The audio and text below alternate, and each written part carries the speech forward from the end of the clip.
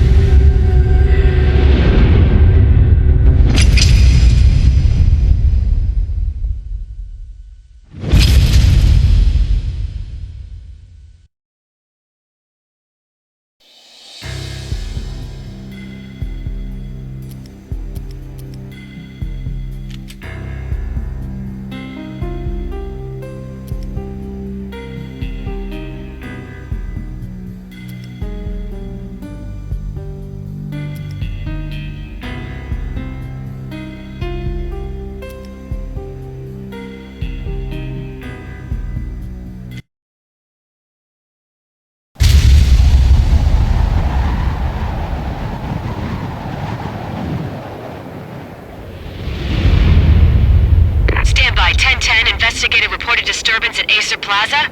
10-4 dispatcher, verify address. That's Acer Plaza. Repeat, Acer Plaza.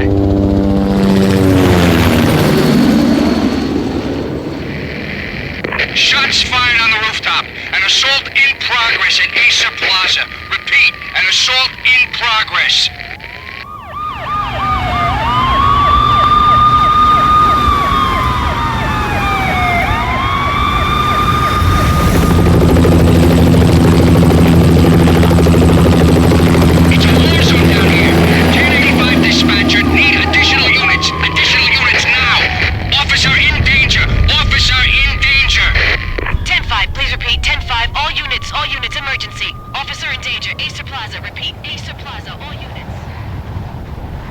They were all dead.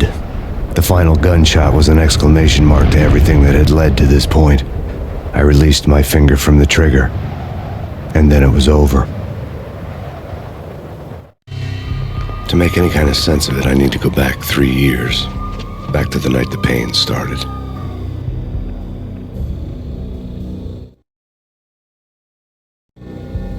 I was still on the force back then. NYPD, Manhattan, Midtown North Precinct, Hell's Kitchen. So when are you coming to work for me, Detective Payne? You'd make me work undercover in some hellhole. Sorry, Alex. Michelle and the baby come first. See? My last smoke. It's bad for the baby. That's you, Max. A regular Boy Scout. See, Alex. Still on for poker Thursday night, right? Like taking candy from a baby. Life was good. The sun setting on a sweet summer's day, the smell of freshly mowed lawns, the sounds of children playing, a house across the river on the Jersey side, a beautiful wife and a baby girl. The American dream come true. Honey, I'm home. But dreams have a nasty habit of going bad when you're not looking. The sun went down with practiced bravado. Twilight crawled across the sky, laden with foreboding.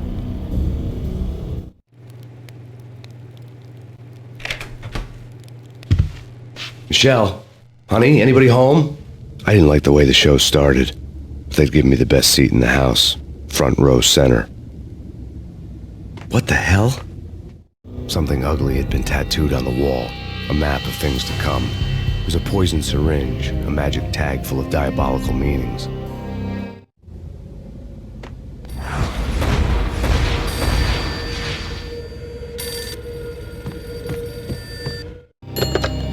Listen, someone's broken into my house. Call 911. Is this the Payne residence? Yes, someone's broken into my house. They're still here. You have to... Good.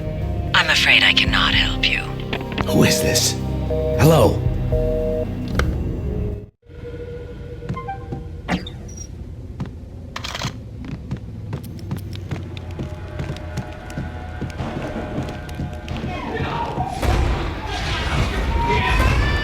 Michelle!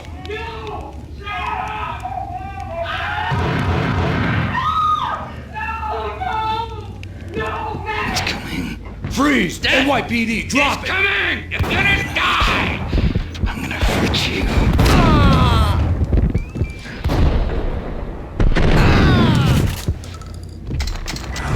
No. No, please, God, no. The flesh of fallen angels.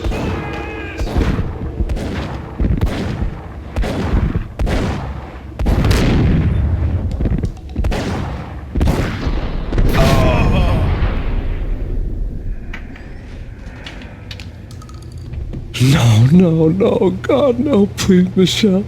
Oh, baby.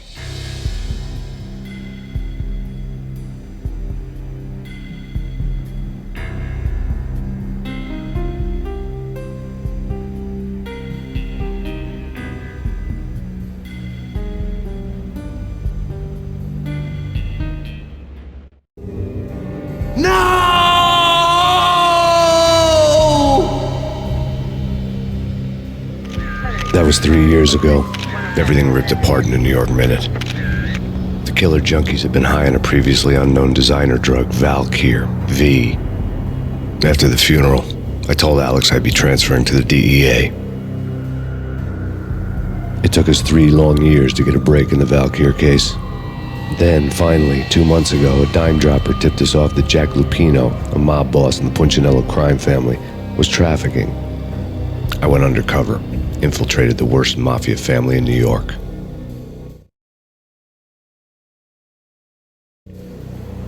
I came in from the cold and the dark. Outside the city was a cruel monster. I've been slowly working my way from the small time to the big fish, trying to get to the source of the drug. Alex and BB were my only contacts in the DEA, the only ones in this decrepit city who knew I was down here. BB here. Something urgent has come up with Jack Lupino. You need to meet with Alex immediately at the Roscoe Street station. I hadn't had a face-to-face with Alex since I'd gone undercover. Outside, the mercury was falling fast. It was colder than the devil's heart, raining ice pitchforks as if the heavens were ready to fall. Everyone was running for shelter like there was no tomorrow. It didn't get any better when I got to the subway. The feeling hit me like a point-blank shot straight in the face. Something was not right about this. My Beretta stirred nervously under my coat, but the train doors had already shut behind me, and I was in for the ride. Next stop, Roscoe Street Station, and Alex.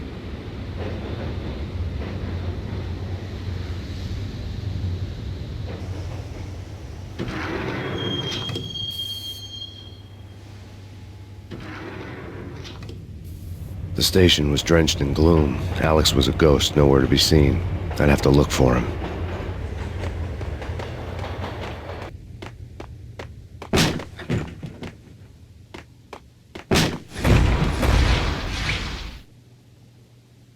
Death was in the air at Roscoe Street. I'd have to find Alex fast.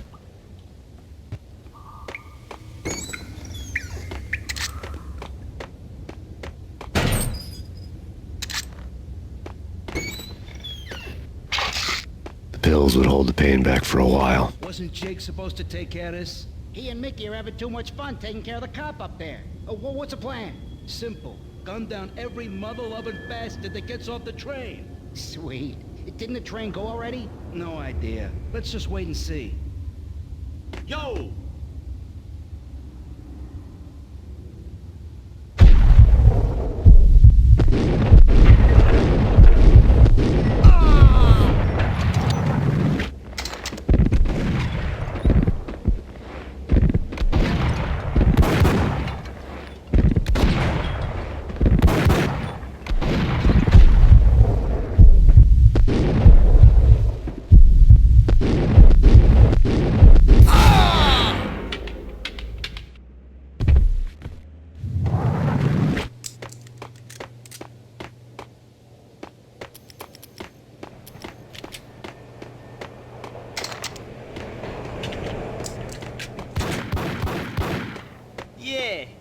He's dead, all right.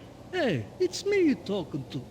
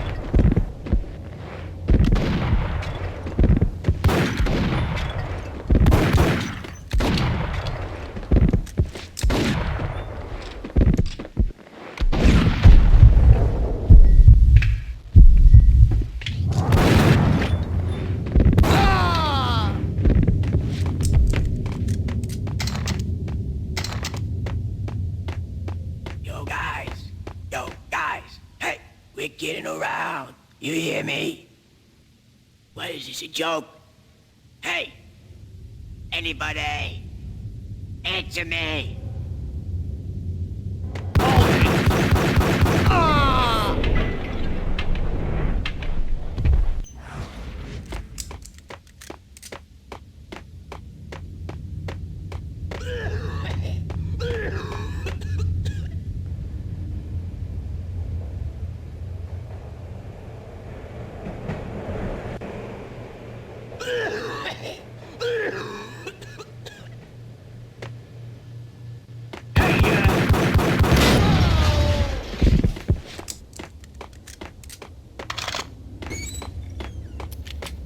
No way. Come on.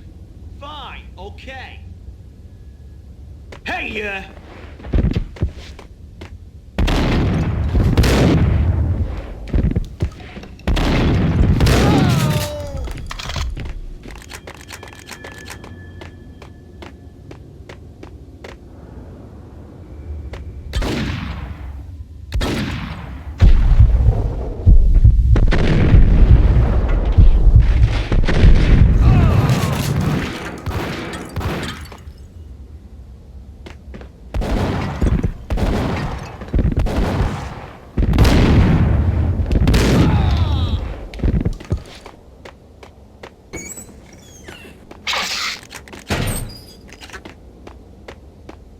While looking for Alex, I had ended up in the middle of a big-time crime operation.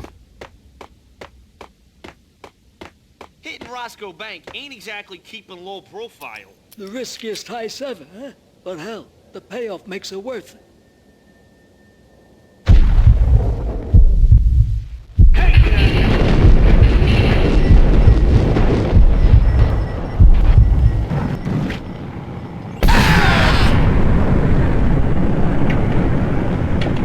The gate was locked. I would have to find another way to get to the tunnel.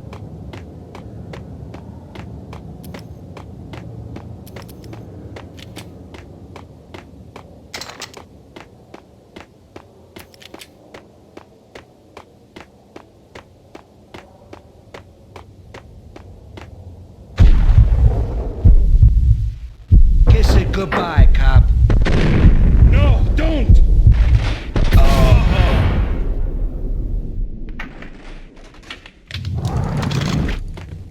Save me, man. What's going on here? A massacre. These armed thugs just appeared from nowhere. We need to get help. I can make the call from the control room 1 floor up. Can you take me there? Sure, sounds good. Follow me.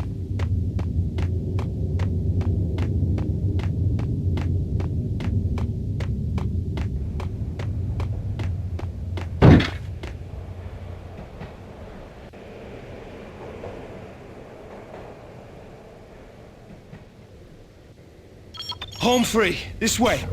Look out!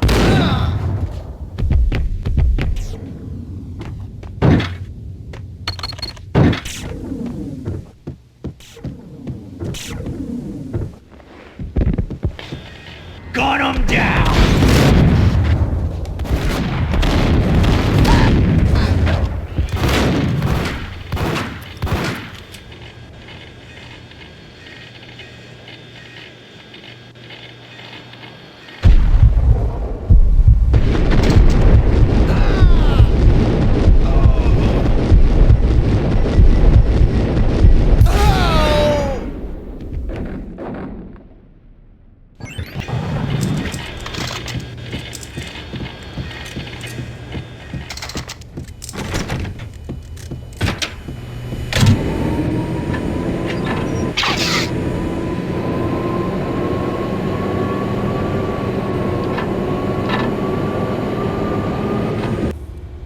The train lit up like a Christmas tree.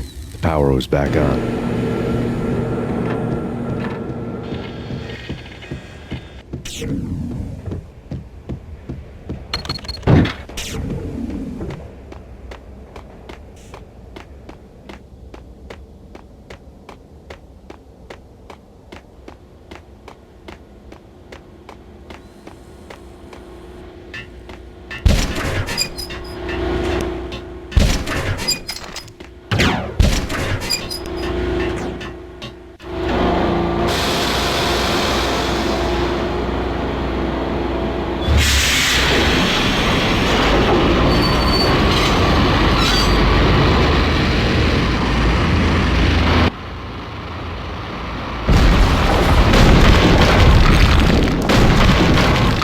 much for being subtle.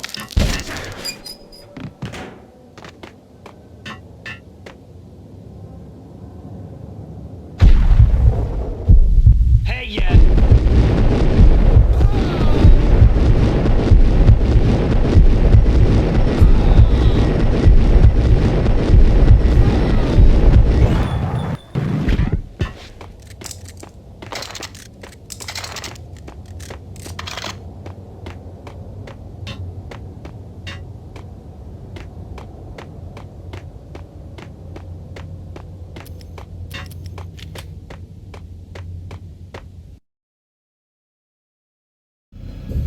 The rusty door led to an abandoned part of the station, closed off since the early 40s. Something big was going down at Roscoe Street. Maybe that's why Alex had wanted to meet me here. Maybe not. One way or the other, I was gonna find out.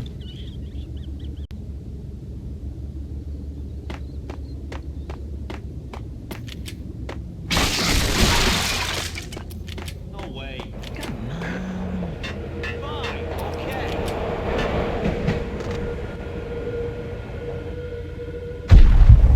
What the?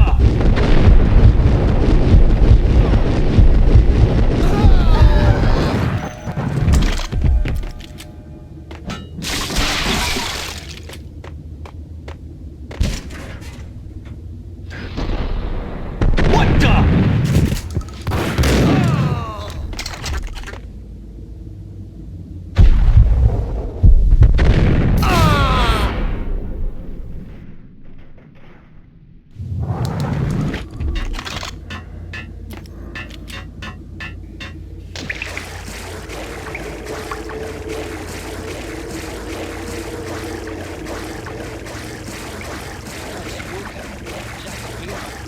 Spooky. But also, it's like the failure count is rising. Yeah, I wouldn't joke about it if I was you. Yeah? The station's not secured. Someone decided to play hero upstairs. That's all we need.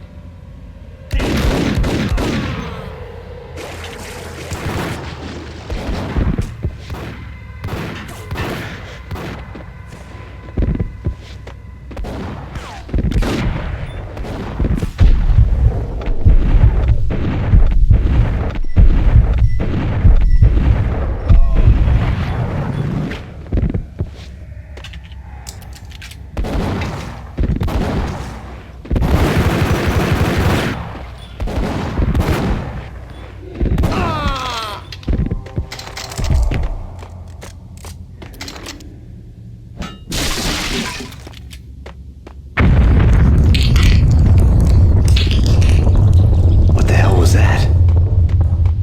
Hold on here. Give me the detonator. What are you talking about? The detonator. I thought you'd bring it. You were supposed to bring it. Yeah, right.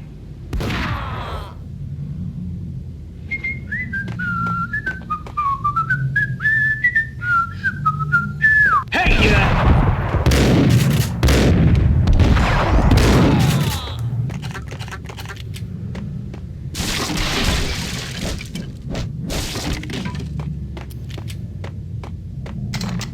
The door had been welded shut ages ago and the bomb was missing a detonator.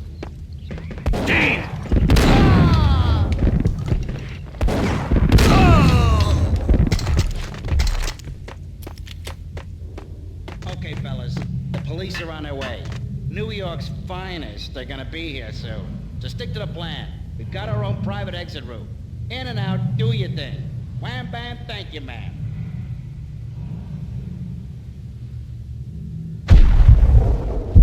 There.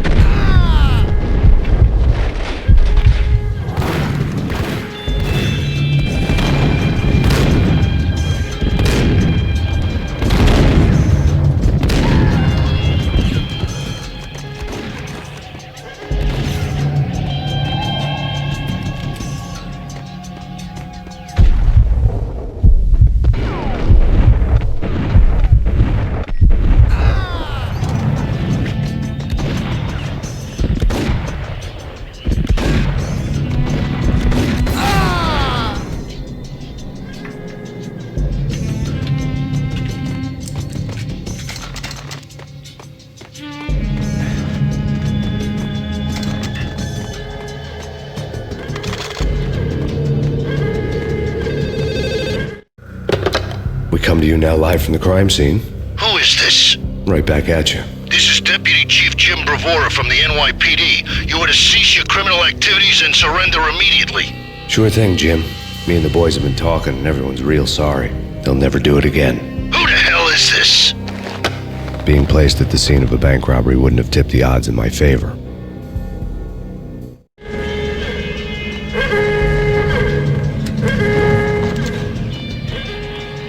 The bank robber's score lay on the table. The bank robbers have been after Acer Corporation bonds. The Acer success story had recently been on every channel and on the cover of every magazine.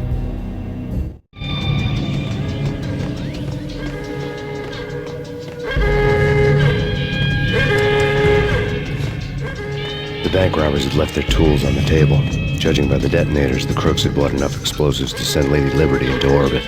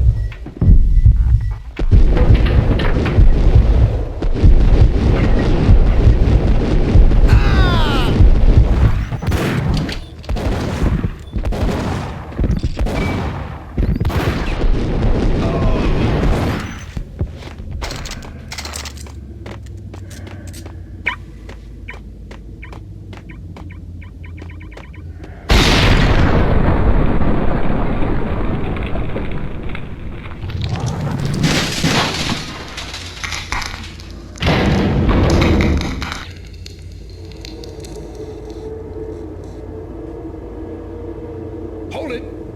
Max, Jesus, you almost gave me a heart attack. I nearly shot you. Alex, I'm glad to see you. What the hell's going on? There are more corpses here than at the city morgue. It's an armed robbery. A tunnel job straight to the Roscoe bank vault through the old station wall. Is this why? This is Lupino's gig? This is Lupino's doing? Lupino's men? Really?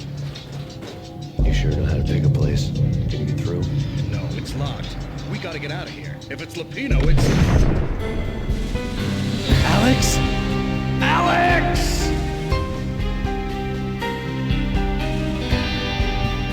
There was nothing I could do. He was dead. I could tell by the empty, accusing stare of his eyes. Get him!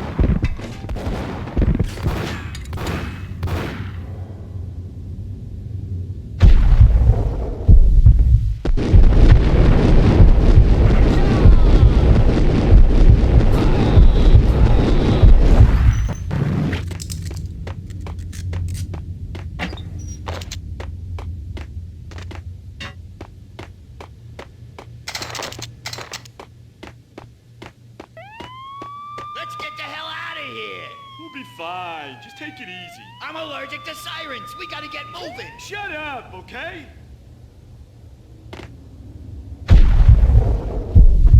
Oh,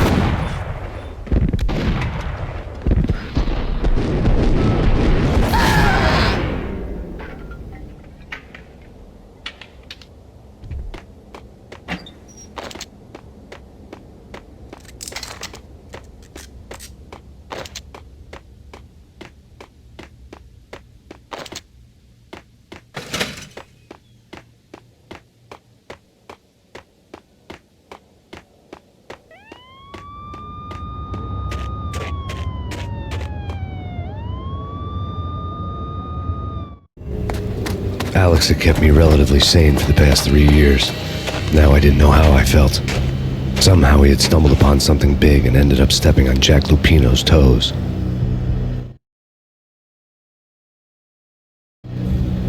Lupino ran his racket of sex, drugs, and contract killings from a sleazy hotel in a slum block of tenements.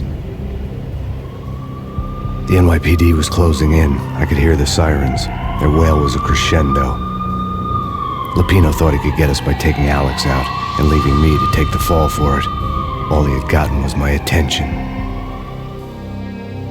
I went for the hotel first. It was a sad old thing with flickering lamps and faded colors, cheap mobster punks and tired-eyed prostitutes. I walked straight in, playing at Bogart like I'd done 100 times before. The place was run by a couple of murdering mobsters with shark smiles. The Finito brothers. Ladies and gentlemen, it's the pain in the butt. Pain to the max. You're killing me. Did you make that up yourselves, or you get some wino downstairs to come up with it? Don't answer that. A rhetorical question. I got something for the boss. Lupino around? That kind of depends on who's asking. A friend or a junk swap plan. Don't answer. It's one of them, how do you put it, rhetorical questions. Lupino ain't here, but he says bye. Lupino wasn't in his cheap hotel. Instead, I ran into the Finito brothers. My cover had been blown, the door slammed shut behind me, and then I was dodging bullets like raindrops. Pain in the butt. Ha ha! Pain to the max. Junk squad pig. Got a ticket to Marble City for you. Eat but then lying down. Freak it out.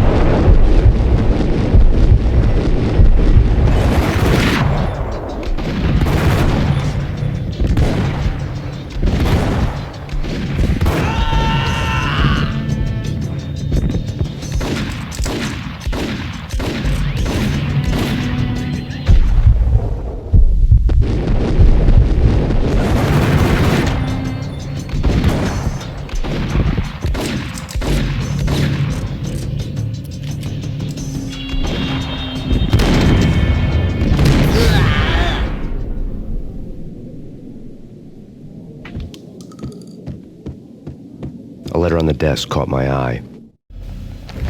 I had met Lupino only once. The gangster ran all his rackets through his right-hand man, Vinny Gagniti. Gagniti was a high-strung whiner on the verge of breaking apart, like an overamped Energizer bunny. He had the brains to run the business, but he lacked the balls, always falling short, taking his frustration out on underage addicts and call girls.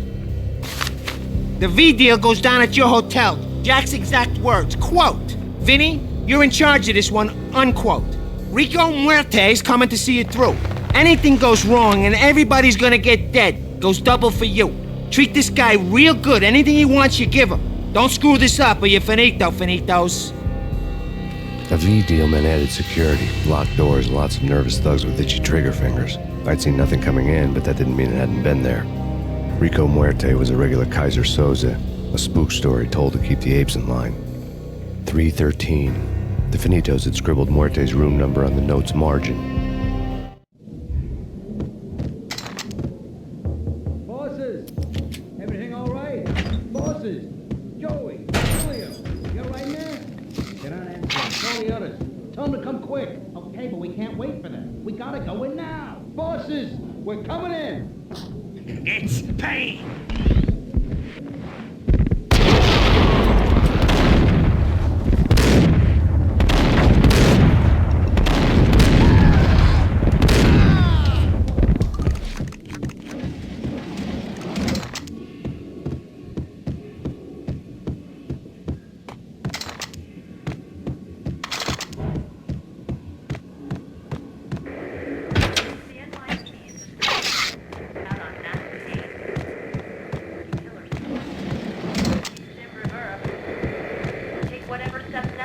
In his press conference today, the mayor stated that Valkyr represents a clear danger to New York and called for drastic actions to eliminate the problem. On today's top story, the Valkyr crisis worsens with the murder of DEA Special Agent Alex Balder. Special Agent Balder had been shot repeatedly from a point-blank range. The gunman has been identified as Max Payne. The noose is sure to tighten around this fugitive criminal as more NYPD units join the search to apprehend him. I had just gotten my 15 minutes of fame.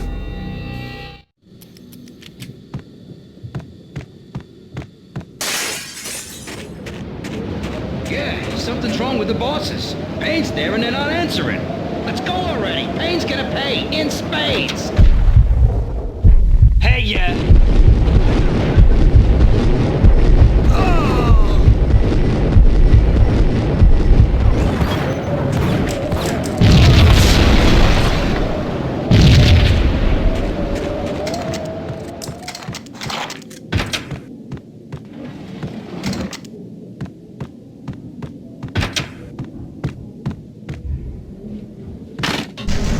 Hey.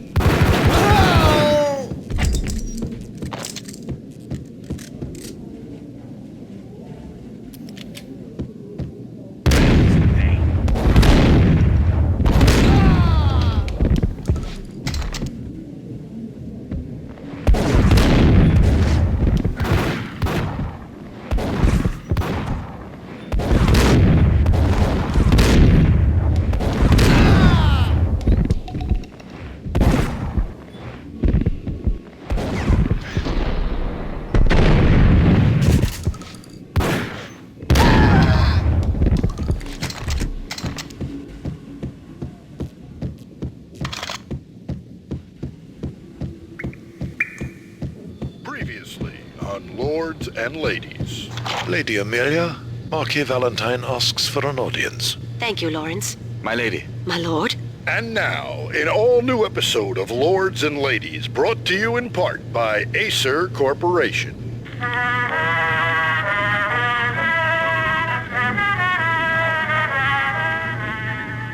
My lady. My lord? My lady, there is a matter of great importance I must bring to your attention. My lord, there is? Indeed, my lady, there is indeed. From the very first moment we met, upon that distant forest path, there has been sunlight in the autumn leaves blazing like the colors of your hair. Oh, my lord, you should not speak so. But, my lady, I must. My lord, no! I forbid you. This cannot be. This must not be. But why, my love? Why? My lord, it is too dreadful. Do not force me to speak the words. My lady, I beg of you, I must know. I would rather die than not know. Yes, my lord, we should both be dead, for this shame is too great for the living. My lord, I am your long-lost sister.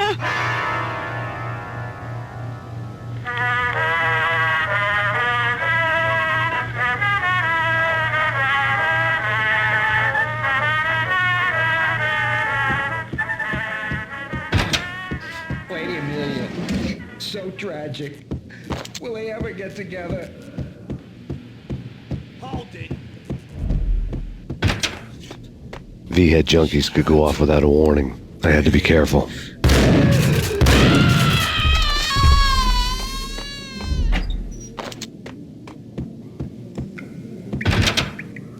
It's Payne!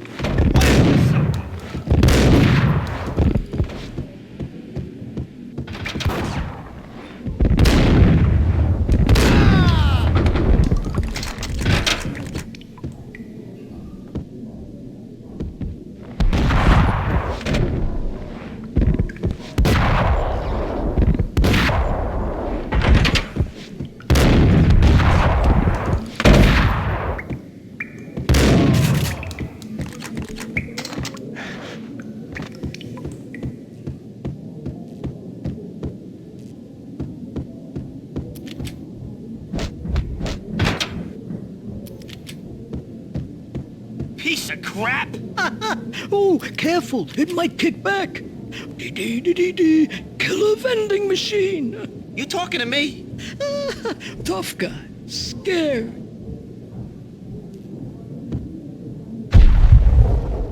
Gun him down!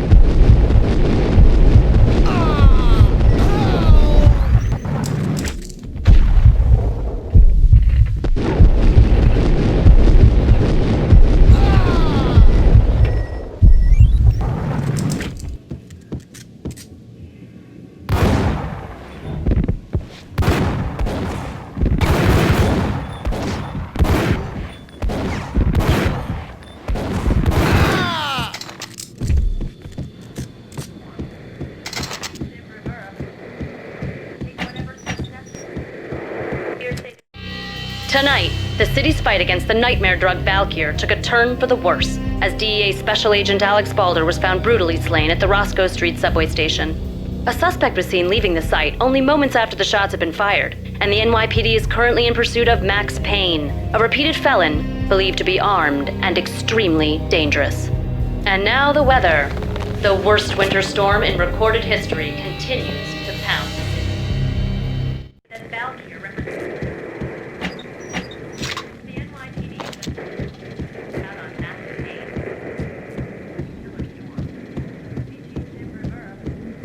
He's coming. It's coming.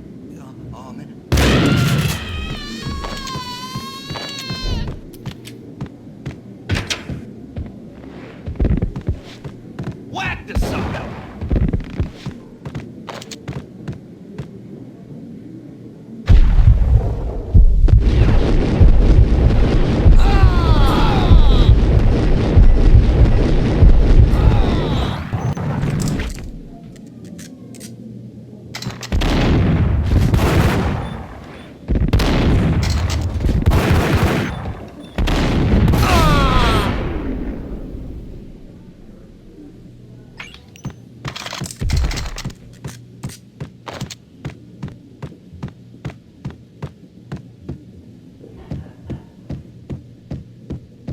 I'd found Muerte's room.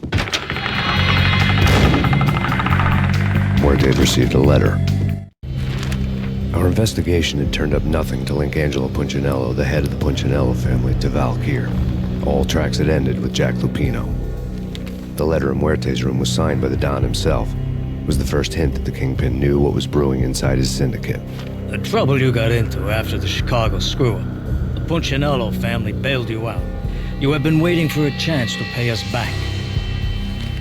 One of our trusted boys has a monkey the size of King Kong on his back, and we need your special skills for backup on a major deal. Collecting evidence had gotten old a few hundred bullets back. I was already so far past the point of no return I couldn't even remember what it looked like when I had passed it.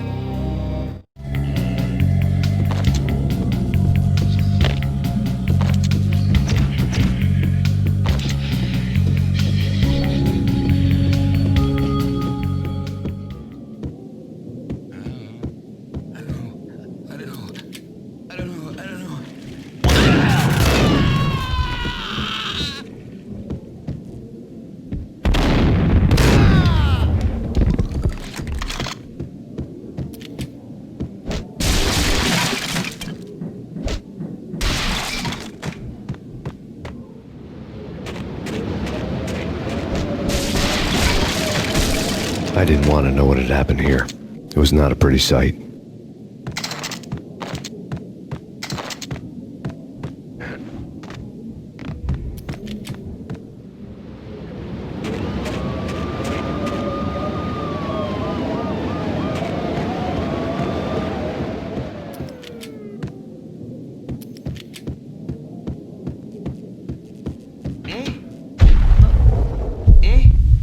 Gun him down!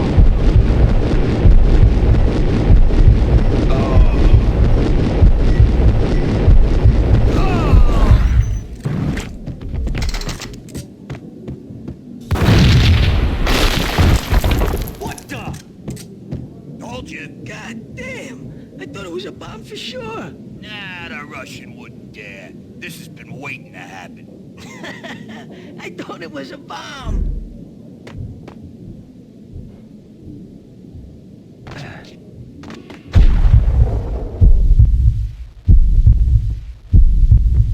Hey, yeah.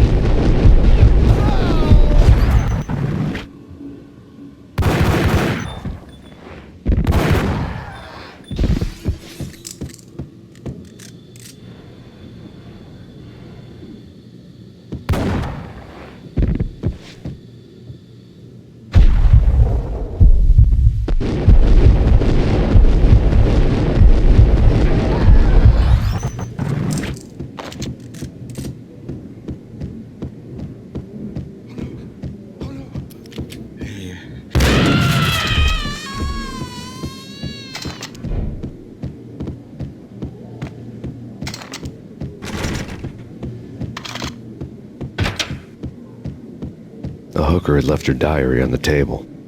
The diary belonged to a hooker named Candy Dawn. The read would have made a vice cop blush. had talks with the mystery hag over the phone again. Sent her the latest One-Eyed Alfred tape. As long as the hag keeps paying for the tapes, the old man could come every day for all I care. She had a nice sideline, making secret X-rated flicks of her clients and selling them to the highest bidder. It would get her killed if her V-fix for the day didn't do it first.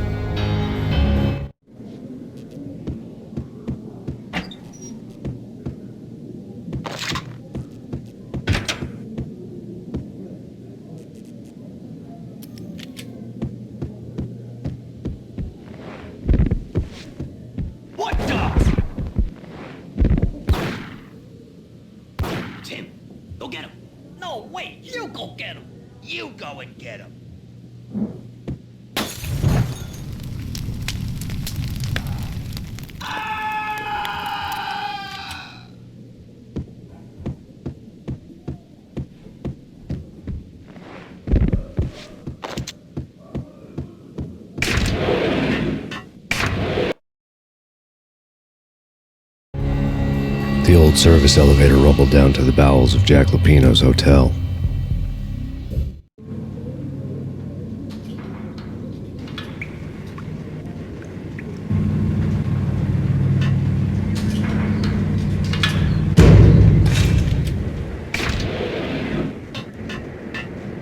It was freaking crazy.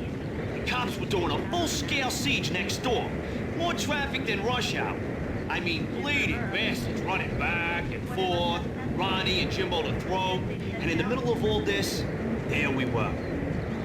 I didn't give a damn, just going with the flow. So what happened? Nothing happened. We got the explosives, dumped the cargo, we were home free. Jesus. Get him!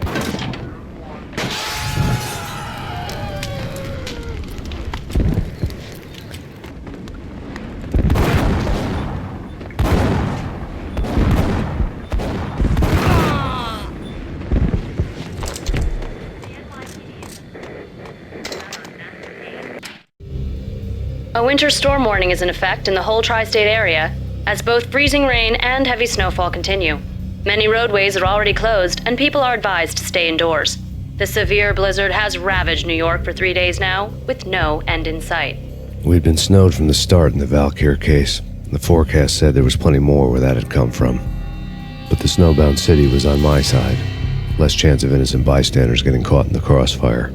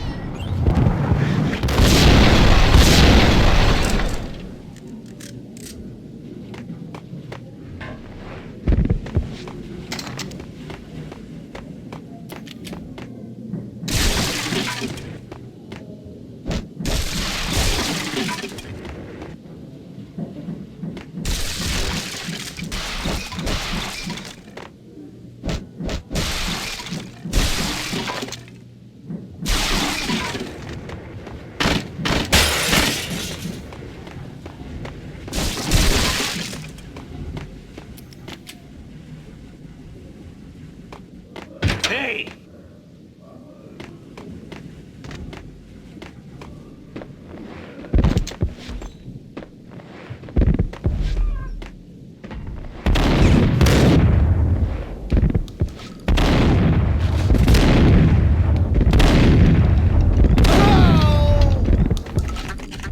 Exhibit number 1, a newspaper. A dead man tied to a chair lay on the boiler room floor. Captain Baseball Bat Boy has an unbeatable track record in superhero death matches. But a 6-pack of root beer gets me every time. The murder weapon was a baseball bat, now lying in a pool of drying blood next to a newspaper folded open on a Captain Baseball Bat Boy comic strip. Take vampire movies. Why are they always set in L.A. or Mexico? They can't bloodsuck I moved to the North Pole. Winter's one long night. Yeah, and what would you eat? Suck blood from penguins? Nah, Eskimos, man, Eskimos.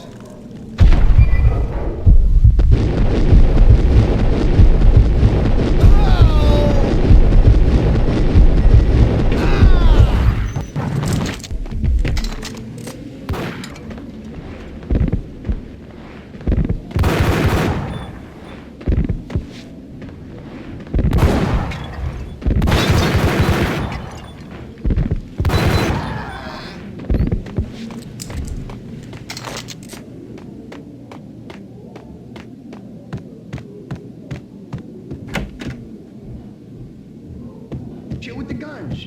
Trust me, you don't want to piss Muerte off. Gentlemen, let's do business. Green for green. Cheers at green-eyed angels. Amen.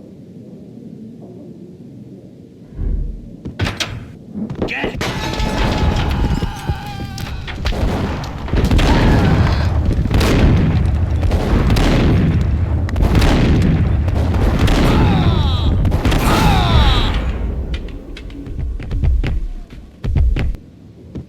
A lifetime ago, this would have gone down as a narcotics arrest. It was dirty money. The transparent cylinders glowed green, full of Valkyr.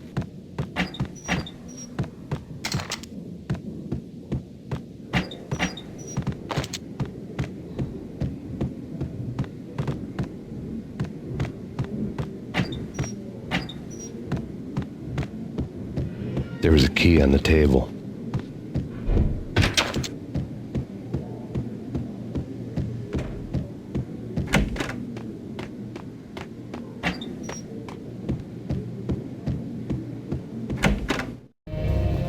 Two mad dog killers, ready to murder each other.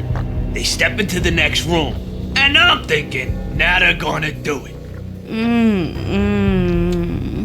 But no. They sit down in front of a TV and solve their differences with the Kung Fu fighting video game. I tell you, kid, I was so depressed, I strangled them both with the video game cables. Oh, Rico, you're so bad. I am, ain't I? Rico Muerte, big-time hustler. Who the hell? It's that cop. Muerte went for his gun. Do something. There he is.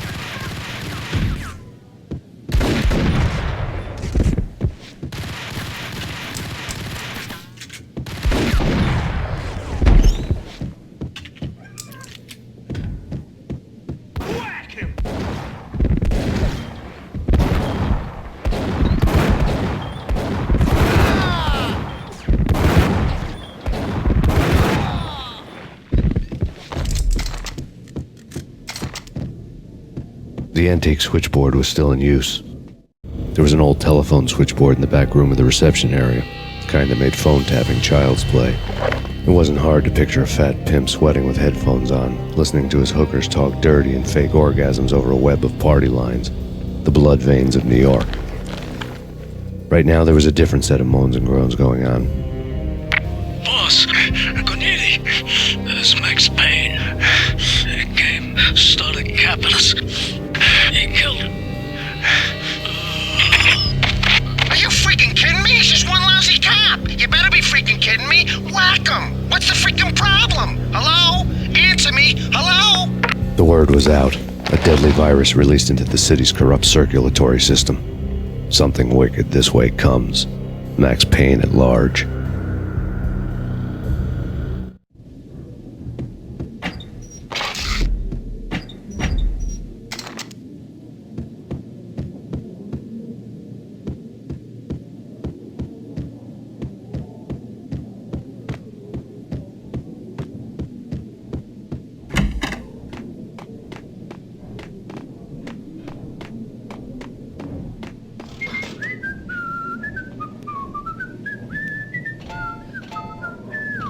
Think you could take my money?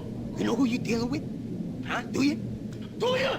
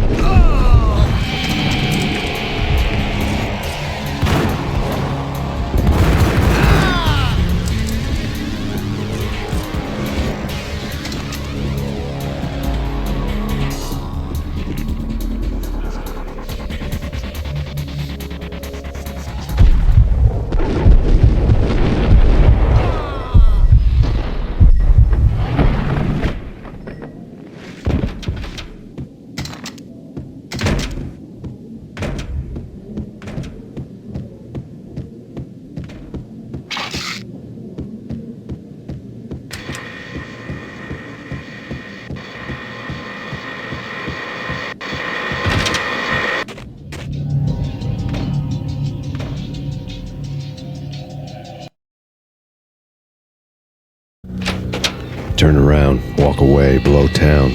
That would have been the smart thing to do. Guess I wasn't that smart. Lupino's tenement buildings were a seedy hangout for all kinds of sleaze. A liquor store, a pawn shop, a laundromat full of mobster bookies and loan sharks. The list went on. The how and why of it was a mystery to me, but they knew I was a cop.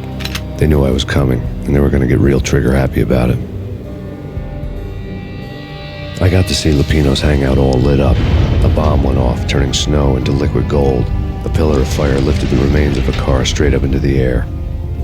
The flames were highlighted on the hood of a black Mercedes-Benz as it coasted down the street real slow, as if the driver didn't have a worry in the world. I got a good look at the man riding shotgun. It was Vladimir, the head of the local Russian mob, the fly in Don Punchinello's soup.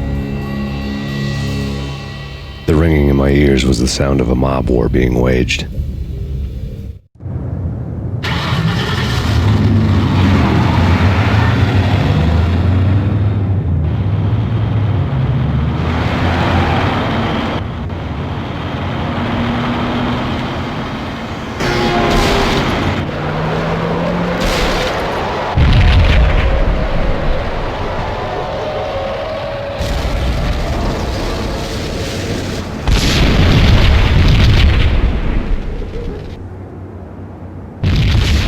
Another bomb exploded inside the closest slum building. It was a lucky break. The goons inside were spooked, but luck always came with a price tag. More bombs could still be ticking inside, and the cops would already be on their way. Jack Lupino's suite was on the top floor. At least it used to be, before the explosive makeover. I don't know, man. I don't know about this. Quit worrying, man. Think of it as Christmas. The Russians are with Santa.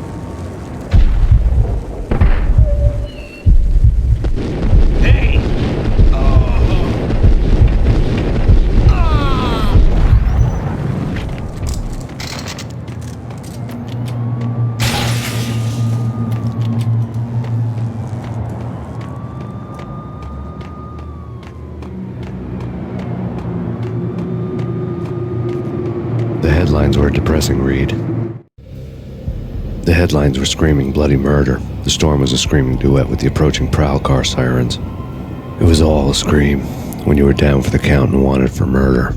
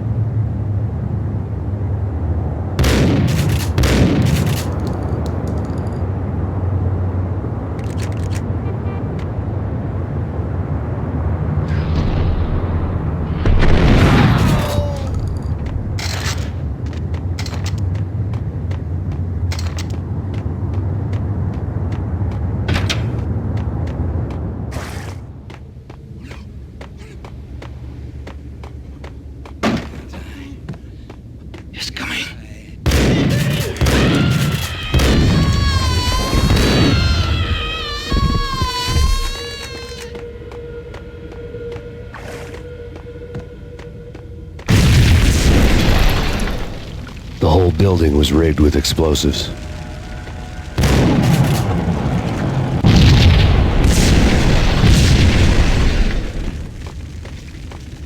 What the?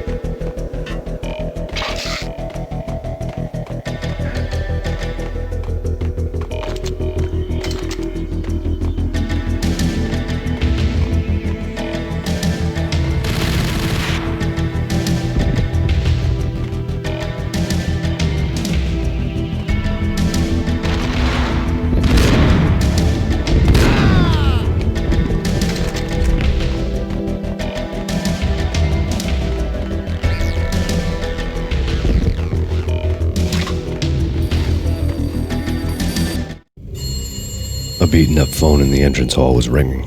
It could have been just a junkie in need of a fix, but it turned out to be something more sinister than that. Am I speaking to Mr. Payne? Who wants to know? My name is Alfred Woden. You must hurry. The police are on their way. Tell me something I don't know. They know you're there. How? And what's it to you? I will contact you again. The cops arrived, sirens singing in the off-key harmony of a manic-depressive choir. I had a few minutes while the SWAT team would go through their usual routine. By the time they busted in, I needed to be long gone. Max Payne, this is Deputy Chief Jim Bravura from the NYPD. Drop your weapons and come out with your hands above your head. Sure. Yeah, really. Sure. Get him!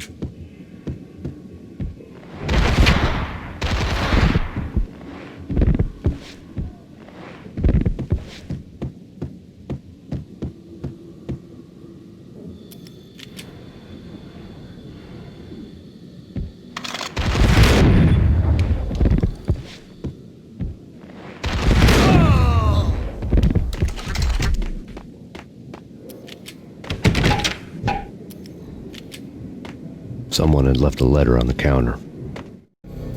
Suddenly it all made sense. The bombs, the Russian mob boss making an appearance in person. Gagnidi was his usual self, all talk and no walk. After our hit, the Russian has only a couple of guns left and they can be bought. There's no freaking way he has the guts to try anything after that. As it turned out, the Russian had plenty of guts.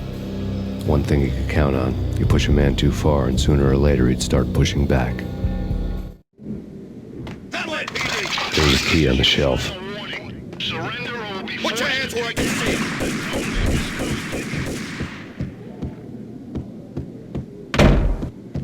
Dean!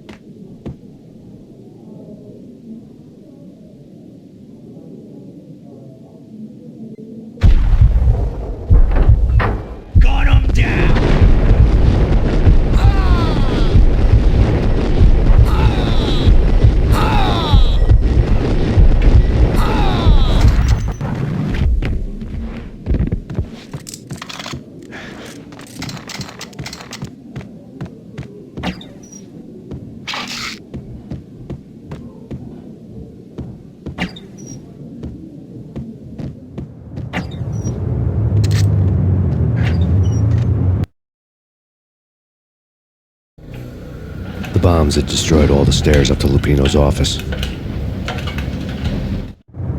The alternate route led there by way of adjoining rooftops.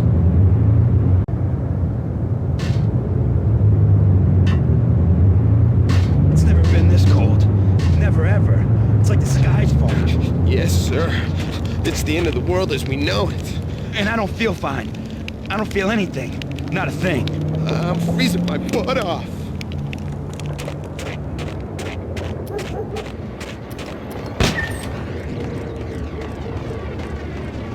To get to the roof, I'd need to get to the elevator through the locked door up ahead.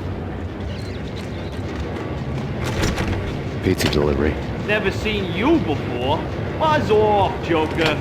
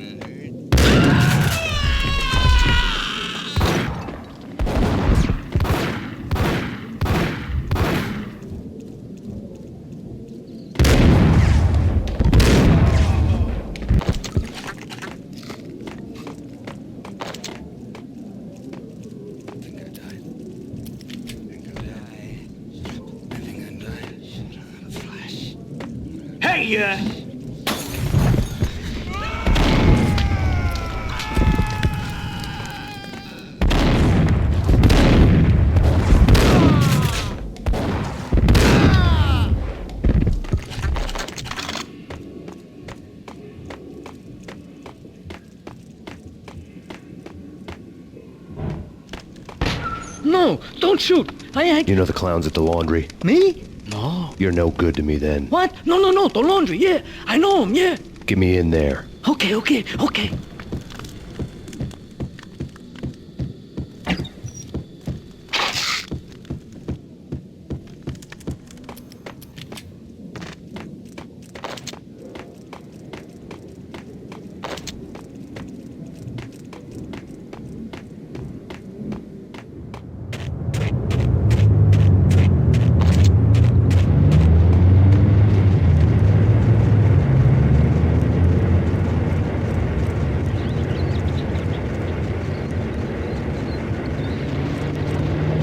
It's me. Open up. Let me in, quick. Not so fast. The password. John Who. Come on. Okay, John Woo. All right. Come right in. It's a trap! There It's he Payne! is.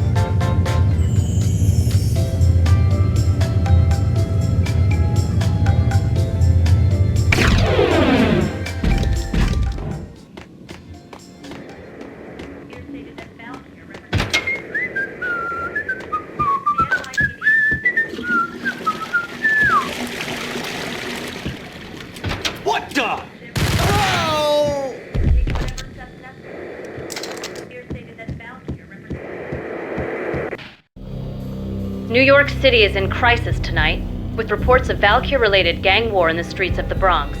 Apparently, Max Payne, wanted for questioning in connection with the slaying of a DEA special agent earlier tonight, is waging a one-man war against his former partners in crime.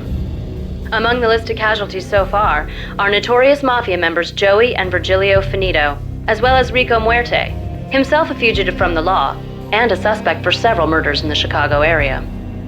The NYPD has been placed on full alert. A citywide APB has been put out on Max Payne.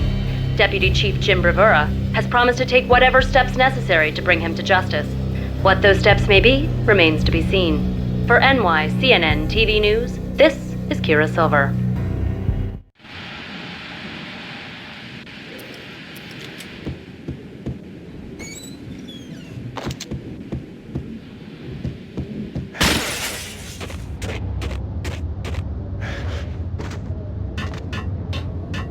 This week on Address Unknown.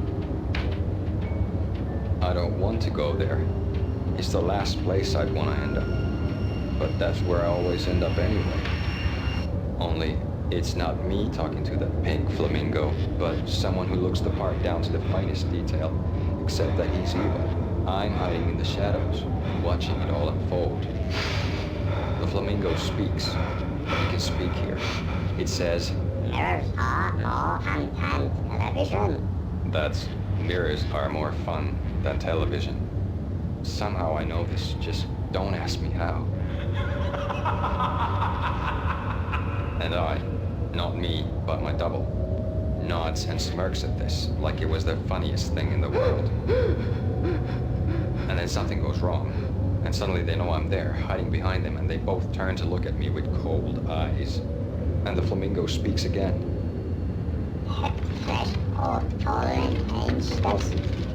I have no idea what that means.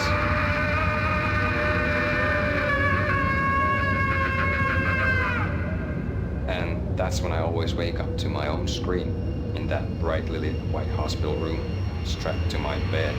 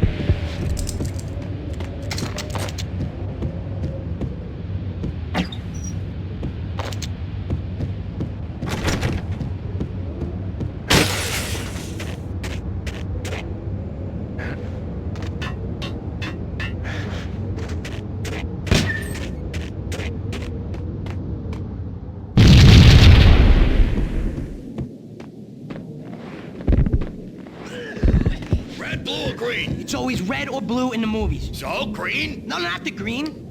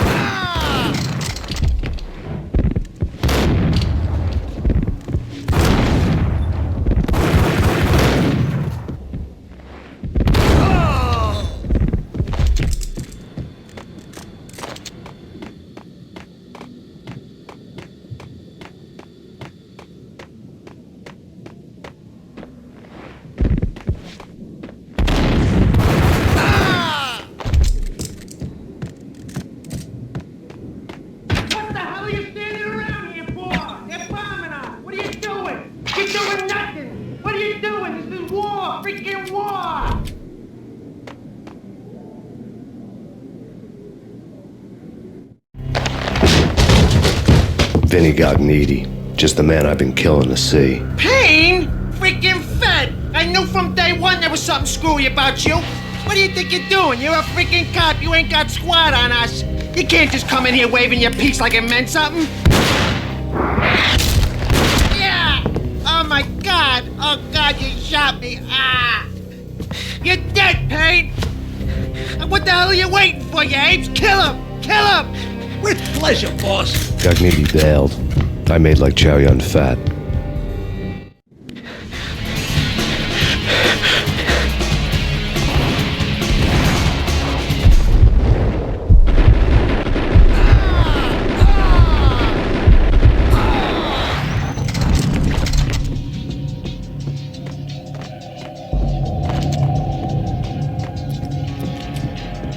A crumpled letter lay on Gagnidi's desk. The letter was addressed to Don Punchinello, but Vinny had never had the nerve to finish it. Jack's gone voodoo. Just the other night, he shot Dino because he wanted to see what his brains looked like splattered on the wall. He's a freaking mad dog. We're running out of men and business fast. Gagnidi had been living in mortal fear of his boss. Jack Lupino was a psycho.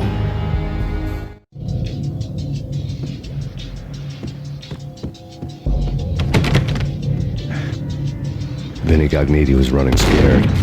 He could run, but with a bullet in his stomach like a broken bottle of Tabasco, he was quickly running out of time.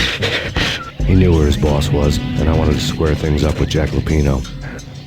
Gagnidi would be moving fast. I don't know about angels, but it's fear that gives men wings.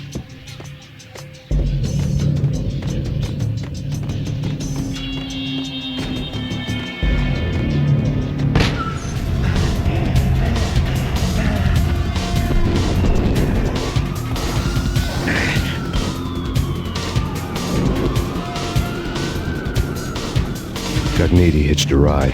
To catch him, I'd have to follow his lead.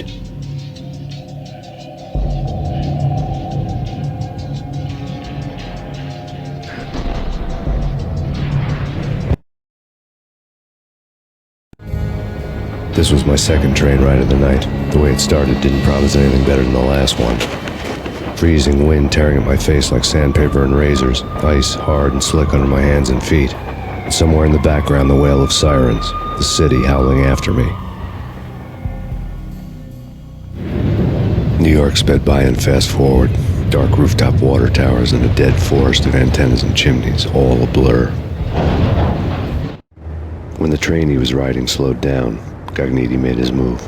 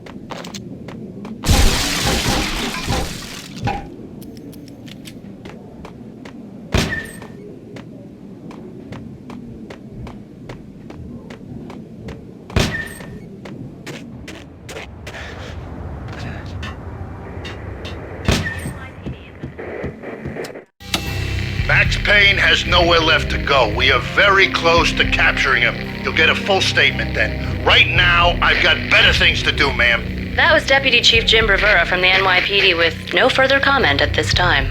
Apart from his suspicious food habits, I figured Bravura to be one of the good guys. Fate had just dropped us on different sides in this. But when it came to capturing me, he was way out of his league. I had already ditched the cops a couple of rooftops back. For now.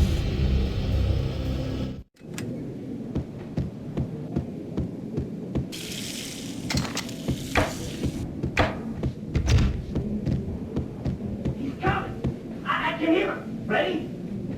Keep your guns pointed at the door. Okay, this is it. Any moment now, Payne's gonna bust through that door with murder in his eye. It's either him or us.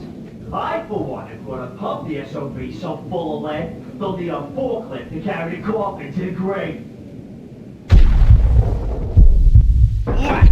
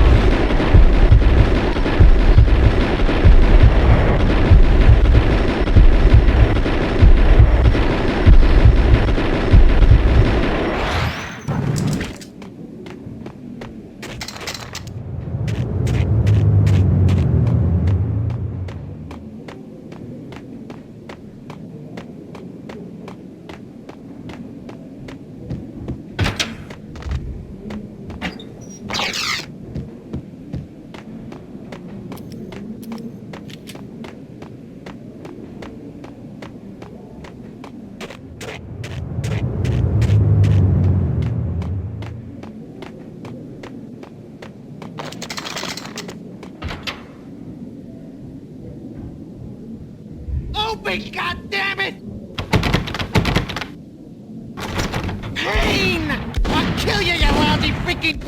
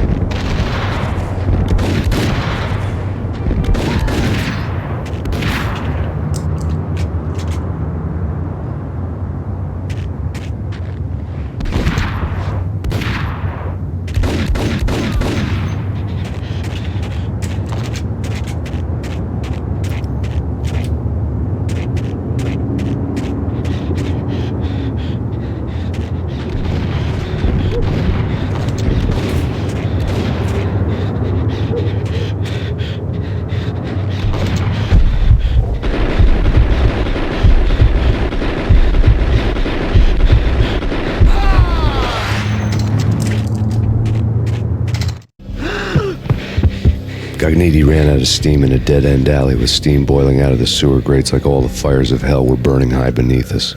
It was shakedown time. Where's Lupino? Screw you! Bad start, Vinny. Ah! Police brutality! I rate pretty high on that. You can't just hurt me in cold blood? Just keep telling yourself that. Listen good, Candyman.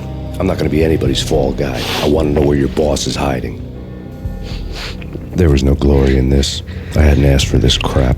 Trouble had come to me in big dark swarms. The good and the just were like gold dust in the city. I had no illusions. I was not one of them. I was no hero. Just me and the gun and the crook. My options had decreased to a singular course. I'll tell you, just don't hurt me no more. Lupino's at Ragna, the nightclub. Book me, take me, hold me to the freaking jail, just don't hurt me. Your rights will be ready at your funeral.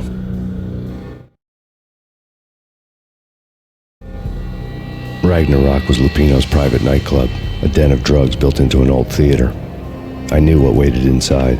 V-head junkies ready to explode in random acts of senseless violence, and Lupino's goon squad, the worst stone-cold killers this side of hell. Ragnarok was as inviting as a headache, flickering and flashing to a machine gun beat. The belly of a nightclub was a gothic theme park that began with bondage games and led to the nasty stuff from there. As subtle with its dark message as a cop-killer bullet through the heart. Like father, like son, just like Jack Lupino.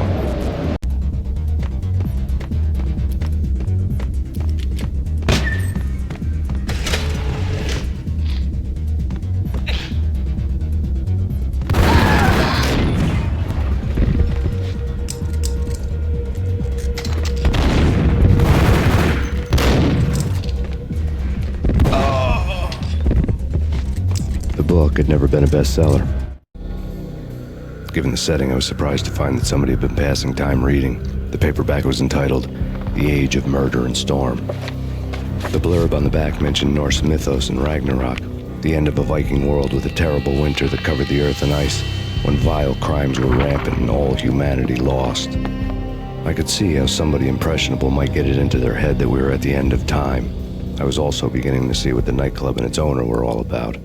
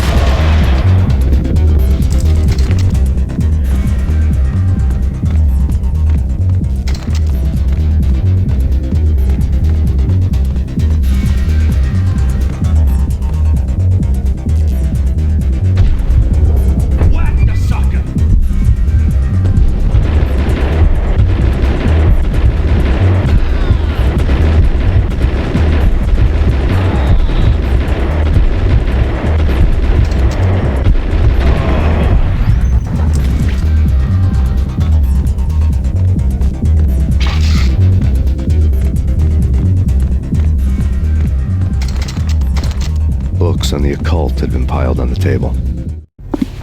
The room was stacked with light reading, such as Necronomicon, Witchcraft, and Paradise Lost. Old exotic titles like Malleus Maleficarum and De Umbrarum Reini Novum Portus. Books with pentagrams on their covers, all dealing with the occult and the infernal. lying between stacks of horror videos and a couple of Ouija boards. The only thing I could take seriously was the thought of Lupino taking it seriously. He had been spending a lot of time getting intimate with the guy downstairs.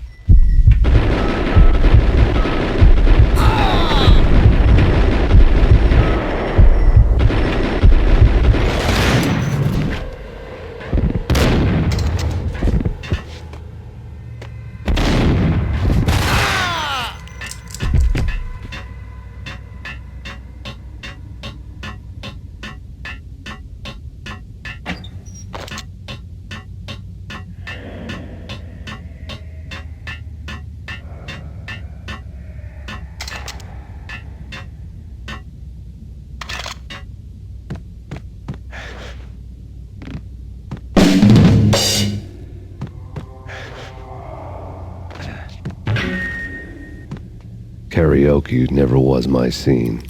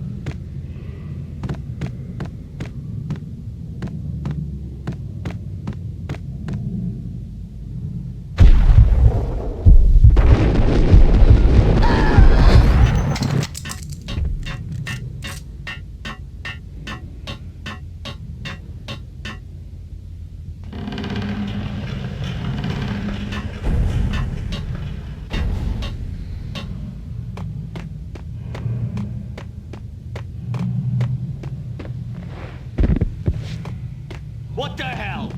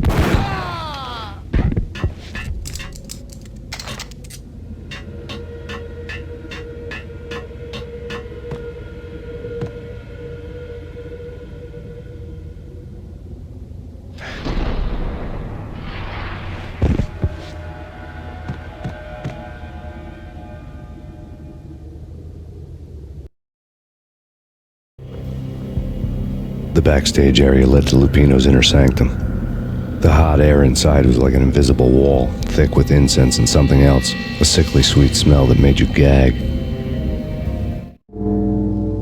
This was the rotten core of the Big Apple.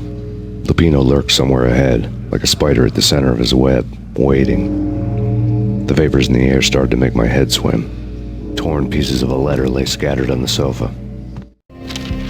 Punchinello had threatened Lupino in writing. The note had been torn to pieces, bloody fingerprints all over them. Don't want you to think that one of my boys is not playing with a full deck. Shape up, Jack. We are running a business here. I'd hate to send the trio to strong-arm you. The trio were the Don's notorious henchmen. It was obvious that Lupino hadn't been intimidated by the threat. Lupino's notes covered the table. Jack Lupino was crazy, all right.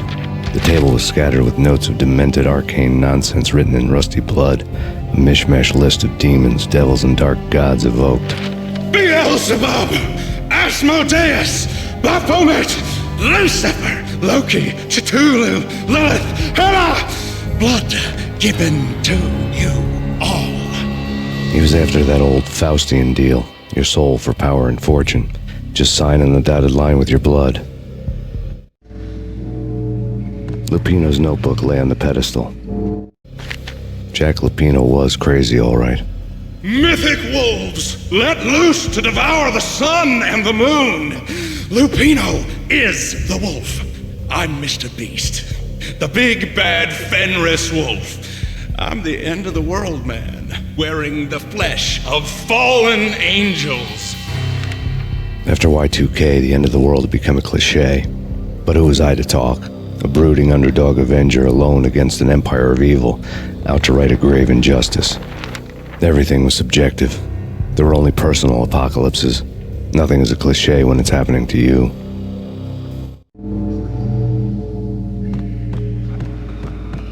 The flesh of fallen angels! Come to me all! Astaroth, Beelzebub, Asmodeus, Baphomet, Lucifer, Loki, Satan, Cthulhu, Lilith, Hela! Blood to you all! Secrets living under the skin of reality. I've seen it. The corruption of flesh.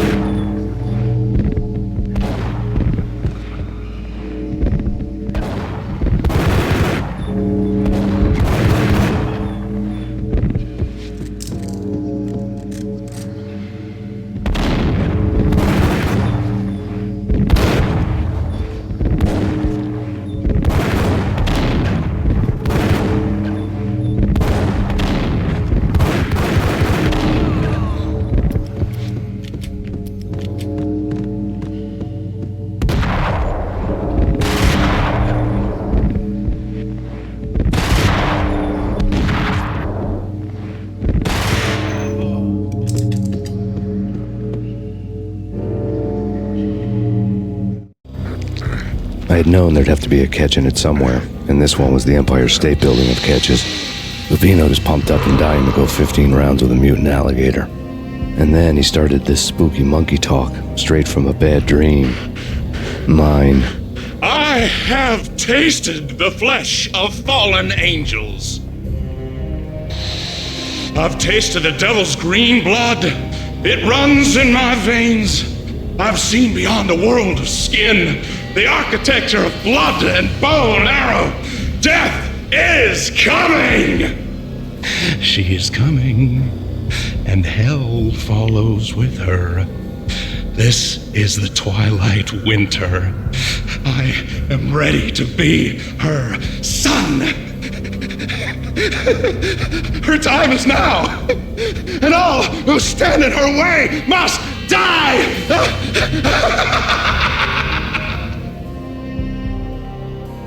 Die! You'll die! You'll die! Now! All die!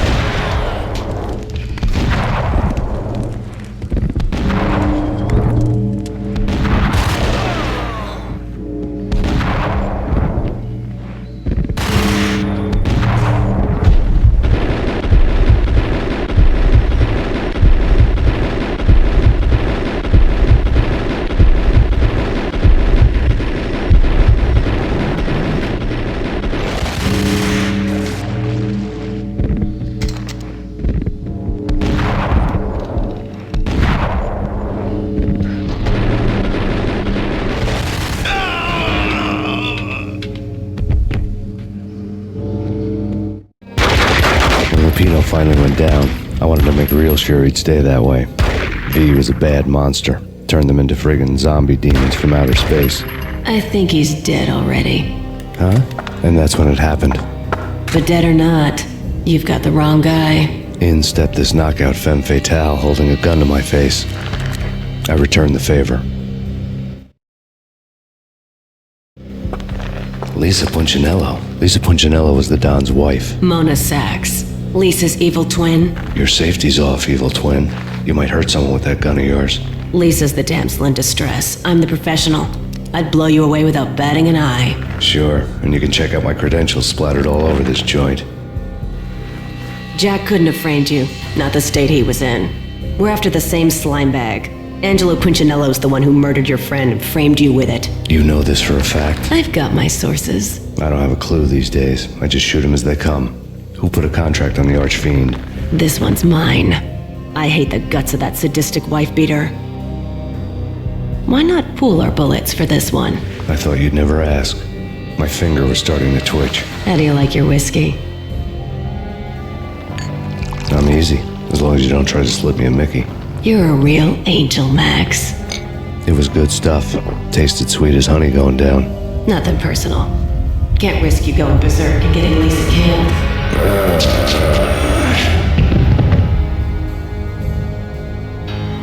The nightmare was always the same. Violent shapes moving in darkness, old and ugly. The killer's mad laughter was a riddle filled with wicked innuendo.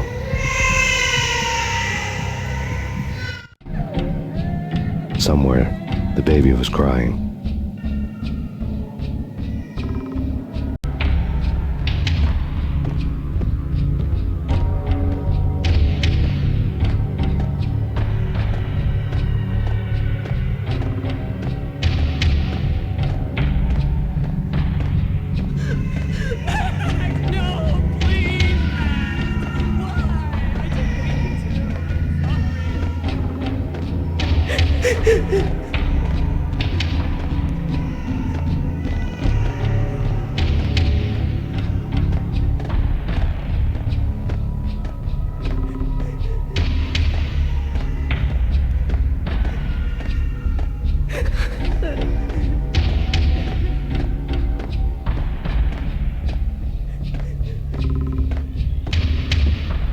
Should have known it when we found you snoring next to Lupino's corpse. A comedian, huh? The pictures were filled with good old times. Alex and I had a few moments of glory between us. Crime-fighting comrades, the best in NYPD DEA collaborative team. Good-hearted macho bullshit like that. I would have given anything to have him here as my backup. No such luck. No luck at all.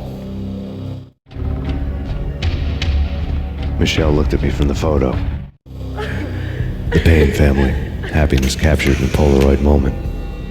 I had thought it would last forever, till death do us part. I didn't want to think about it. As long as I didn't, it could never happen. But I had broken my own rule. The thought had already slipped in. Fear was rusty needles poking at my brain. Cold and scaly, it slithered down my chest.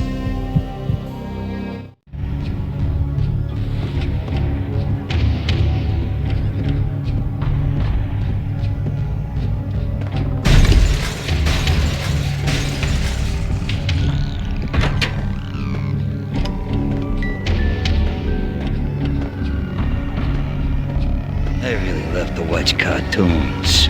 Captain Baseball Bat Boy's my favorite.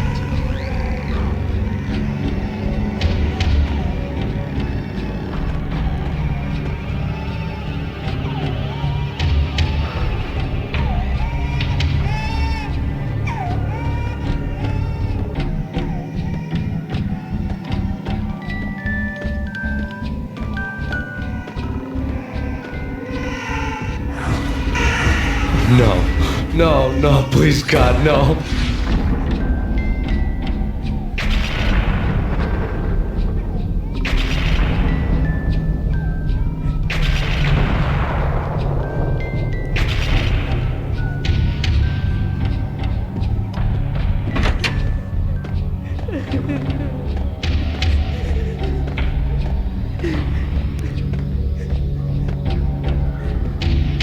Slice them, dice them, shoot them full of holes, blow them to bits, vaporize them, disintegrate them.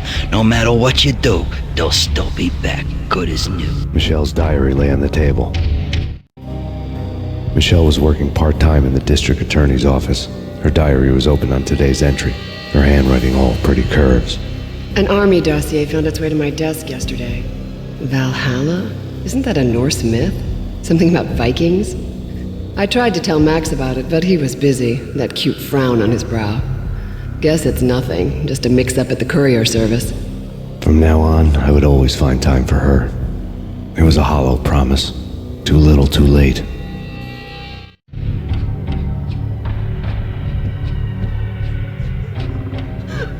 Max, no, please, Max!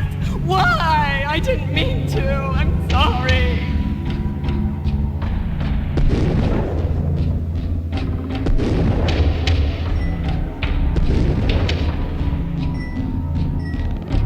Murderer! You killed her!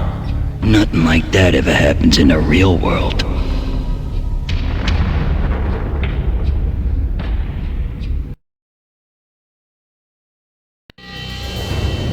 I woke up in a bad dream. My head felt 2 sizes too small for my brain. Max Payne. I envy your name. And the killer was smiling. Pleased to meet you. I'm Frankie the Bat Niagara. Niagara, as in you cry a lot? He had a baseball bat and I was tied to a chair. Pissing him off was the smart thing to do.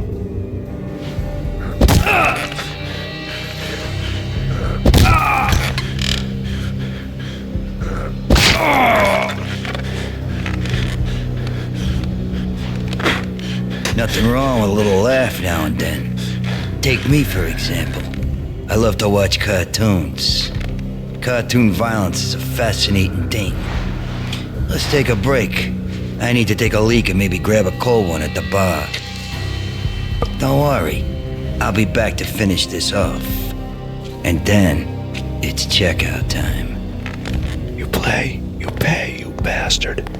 He swaggered out, and the door clanged shut behind him, locks clicking into place. Everyone makes mistakes. Mine hadn't been to crack jokes about the goon with the bat. He'd have cracked my skull regardless. It hadn't even been to trust a girl with a gun.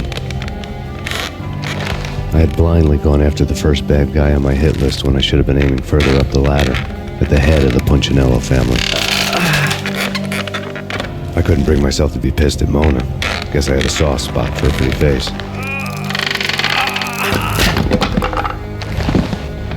But when somebody decides to play baseball with your head, you tend to get sore.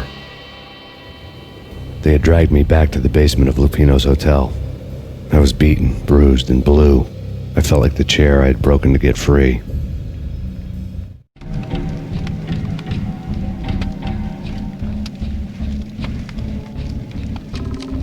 All I had was Niagara's bat, sticky with my own blood.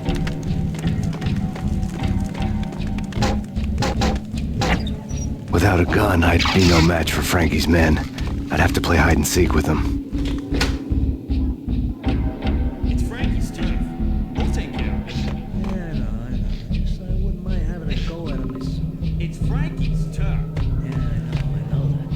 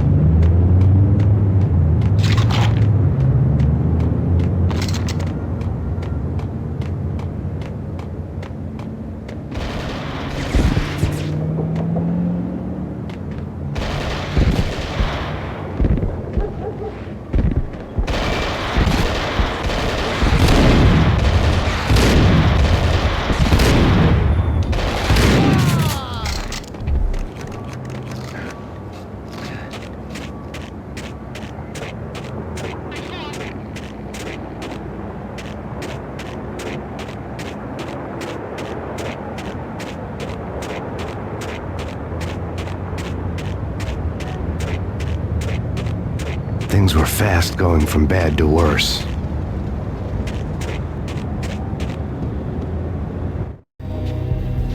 The men in blue had come and gone. They had decorated the place with chalk outlines and tied it together with yellow tape.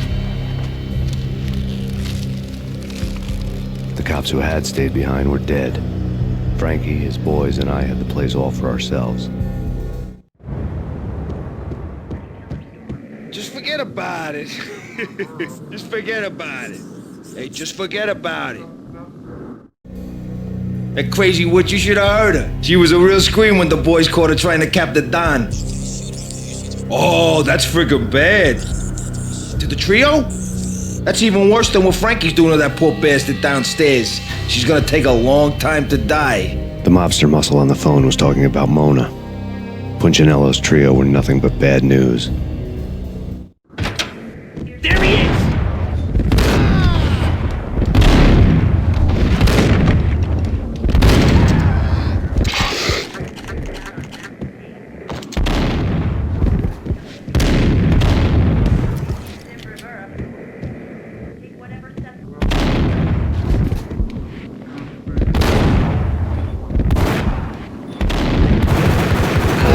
That Punchinello didn't like me much.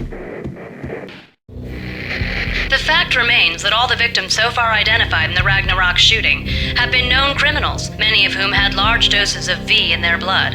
Reliable sources say that Max Payne was also among those killed, although no body has been recovered at this time. Reliable sources. That meant somebody thought the Mafia had me, didn't want the cops snooping around anymore. The body would be delivered to them barely recognizable. Case closed.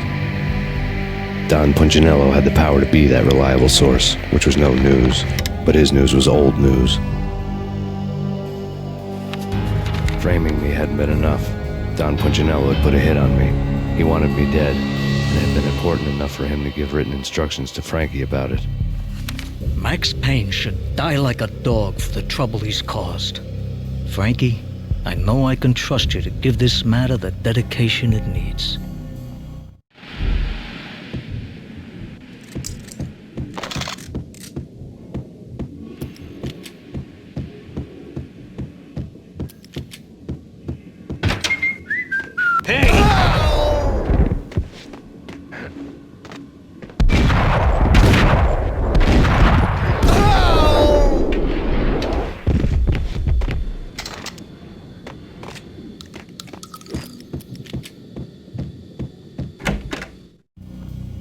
The hotel bar was fast developing quite a history. True to his words, Frankie was there, having a beer. Jesus Christ. How the hell did you get loose? Got bored waiting. Thought, what the hell, we could just as well finish this here.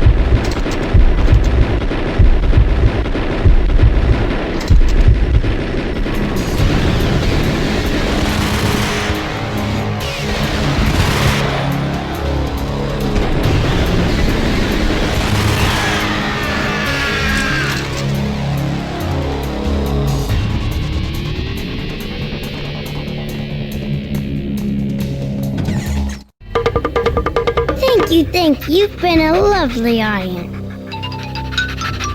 Had enough? I don't play with girls anyway. Unfair! I spotted the tail as soon as I left the hotel. A big black Mercedes. I'd seen the car before. That time it had heralded impressive explosions. Vladimir was back. Bang! You're dead, Max Payne. I might have laughed if I remembered how. What's this supposed to be? Cops and robbers? Look, you want something with me? Get in line. Peace, man. Relax. You know you are a real news item. Armed and dangerous. I am going to make you an offer you can't refuse. I've always wanted to say that. It's a bum rap. I've been framed. That's a moot point. Whatever you did or did not do, I'm sure you had good reason for doing it. Want to hear me out? I'm listening.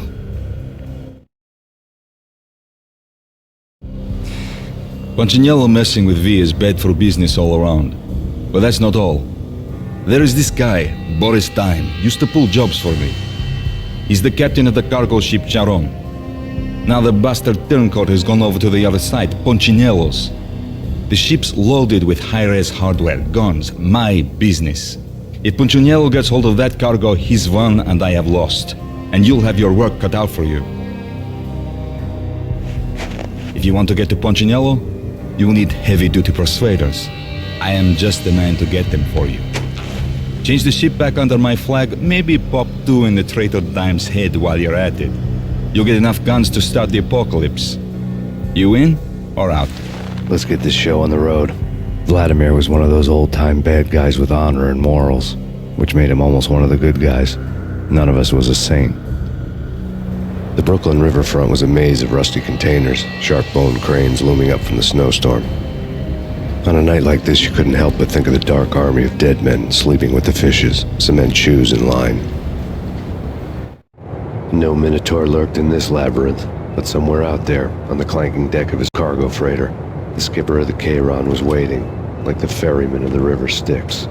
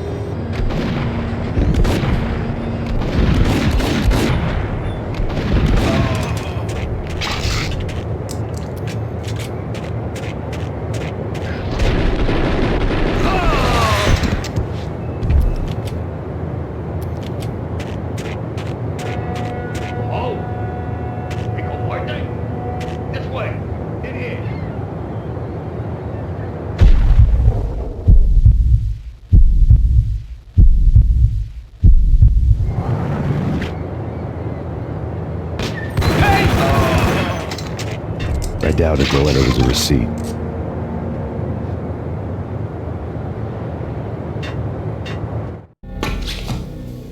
Rico Muerte had come to town to do more than just sort out family troubles. Exhibits number 1, 2, and 3. Briefcase of money, a sniper rifle, and an envelope with one word neatly printed on a folded piece of expensive paper. Mayor. It didn't sound like a mafia contract at all. It was too cold and too to the point.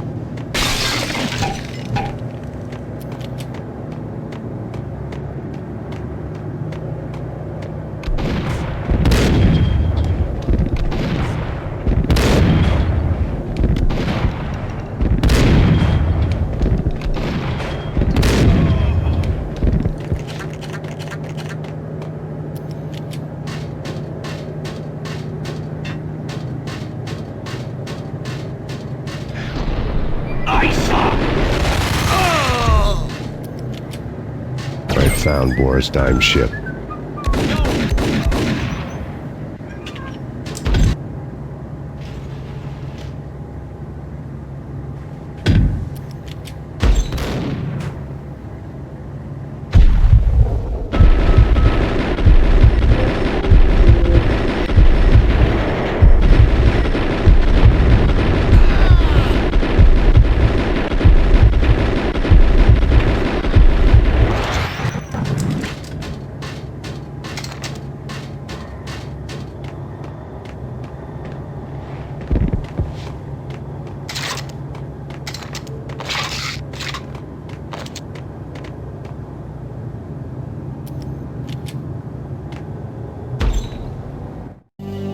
Rust had crept over the sides of the cargo steamer a long time ago.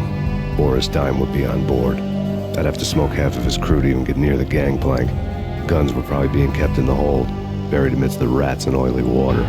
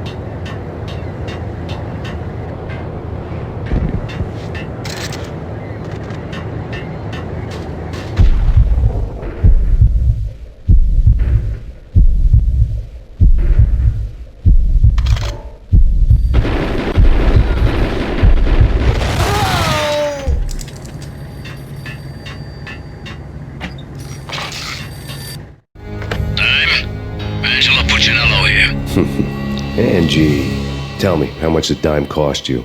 I bet it was more than his name. Max Payne. Right the first time. You're dead, punk. You sure you're not confusing me with Boris here? But you are right, of course. Pretty soon we should get together and have a talk. You son of a... Pissing Punchinello off was a dangerous game, but when people get mad, they make mistakes. I should know. That's where I wanted Punchinello, mad enough to trip over his own feet, preferably into a grave.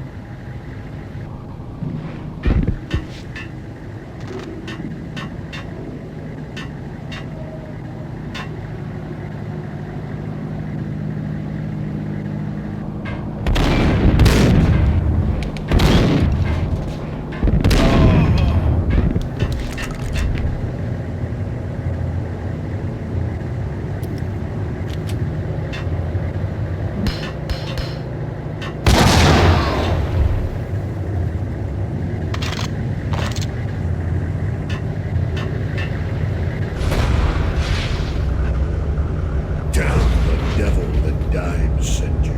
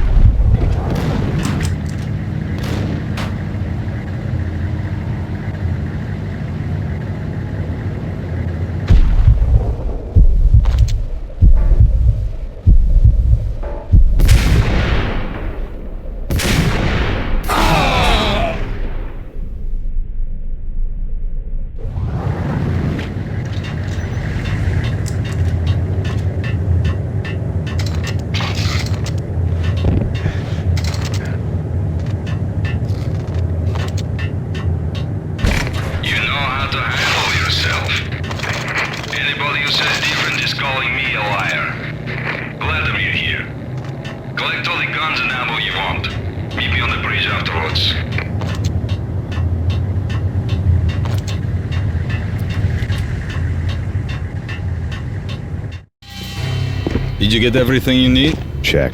I owe you. Anything you need. This is my solo. When I'm through, Punchinello won't be anybody's problem anymore. Clear as vodka. But anytime you get between a rock and a hard place, just whistle. This could be the beginning of a beautiful friendship. You really get a bang out of this big-time gangster act, don't you?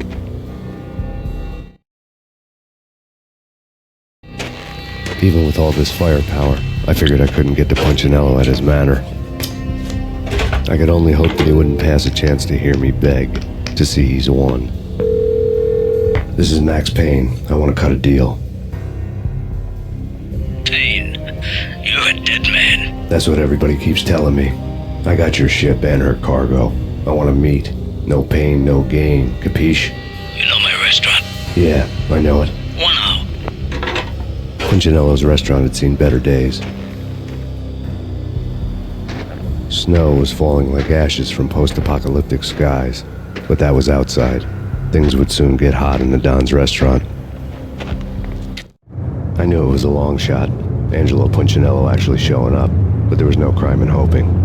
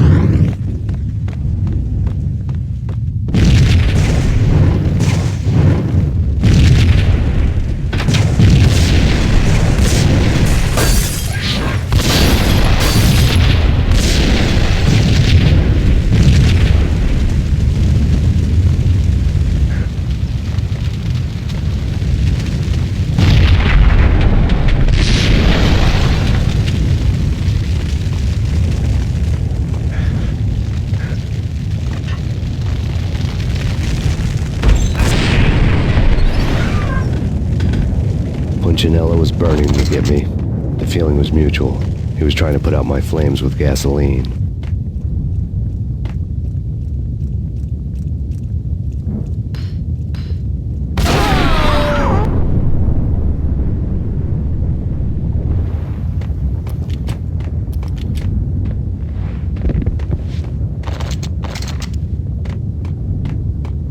The mobsters have been guarding a real treasure.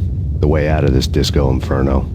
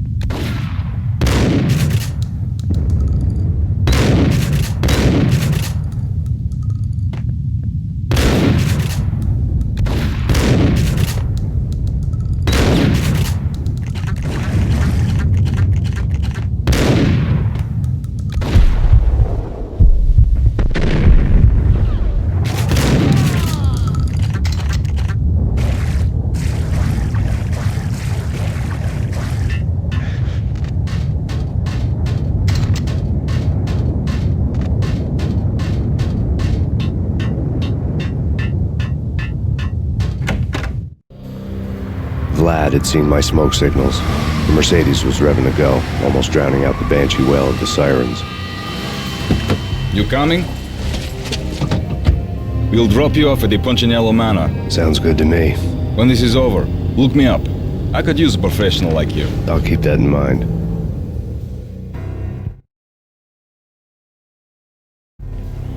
The night groaned with cold. The garden lights flickered nervously. In their light, the falling snow was dead white before the darkness ate it up. I had heard the stories. The trio were mad dogs. They'd have hung the heads of their enemies over the manor gates if the capo had only let them. Punchinello wanted pain. He'd see the pain. The trick in my situation was that there was no trick, no matter what the movies tell you. No rules, no secret mantra, no roadmap. It wasn't about how smart or how good you were. It was chaos and luck, and anyone who thought different was a fool. All you could do was to hang on madly, as long and as hard as you could. Someone had graciously left the back door open for me and killed the guards. My money was on Mona. I knew the trio would be standing between me and Punchinello. I had read their rap sheets, thick as phone books. No one would be walking out of here alive. The numbing cold of the broken night had followed me in. Upstairs, the trio tangoed down the manor halls to the silent rhythm of their murderous hearts, the blood of their victims rust on their lips. Vince Mignano, Pilot Providence, aka Big Brother, and Joe Deadpan Salem. The pistol was a frozen lump in my hand, piercing the skin, gnawing me to the bone.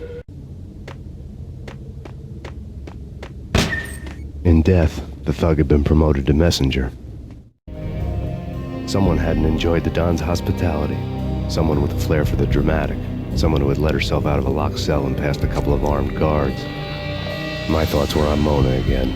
I could only hope she was a good enough gambler to walk away while she was still winning, before she'd run into the trio.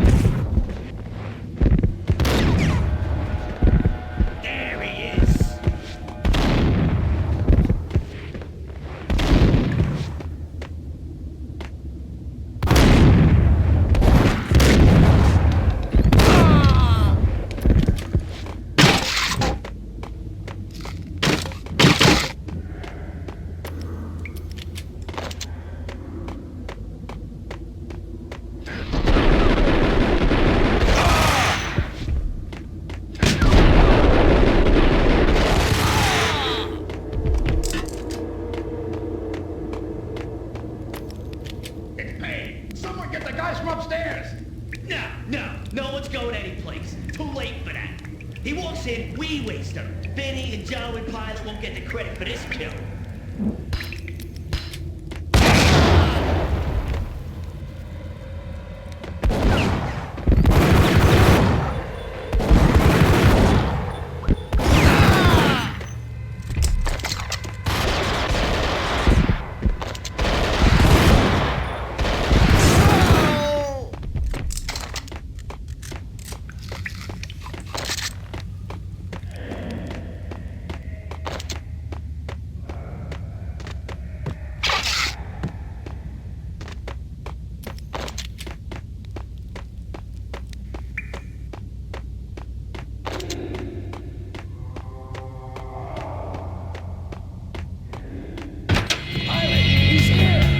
It didn't take me long to run into the trio.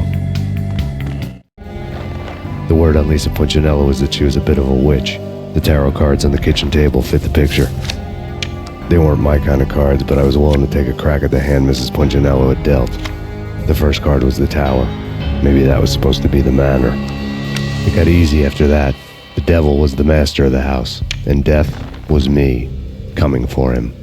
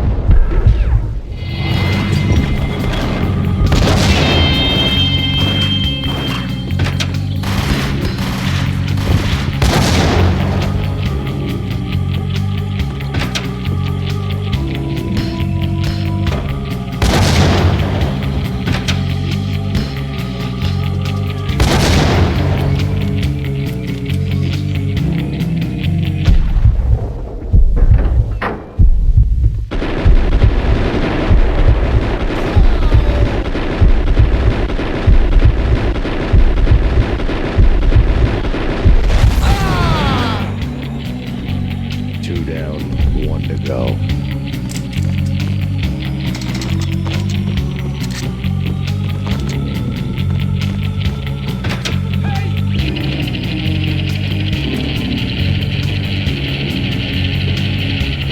Don't stop at him!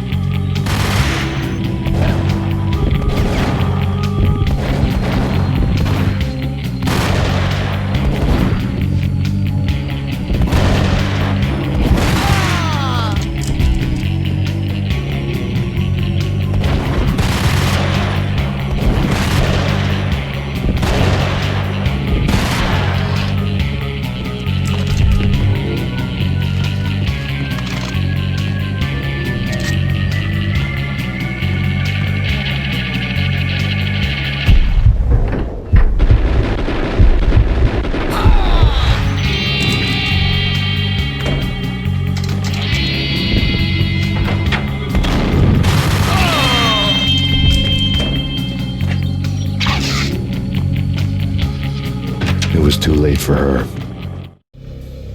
You're a real angel, Max. I couldn't tell whether it was Mona or her sister. The body was a mess. The sick bastard had really gotten a kick out of it. Seeing her lying there got me thinking about another woman's body on another bed. Got me thinking about a fallen cradle.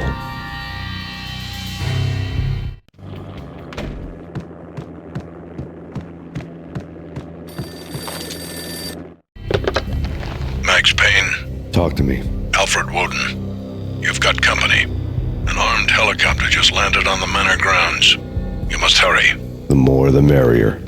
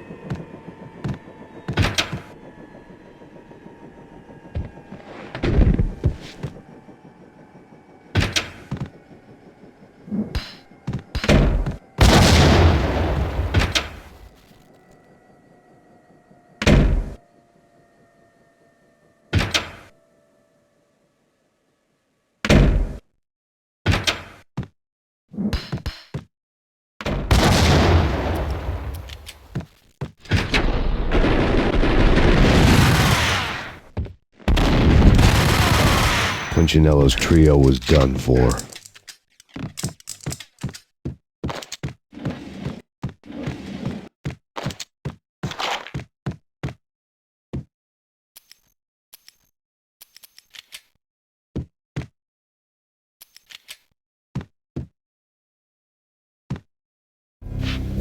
Outside my door. Hurry. He's coming for me. You gotta hurry. Please. I could hear Punchinello on the phone begging for help.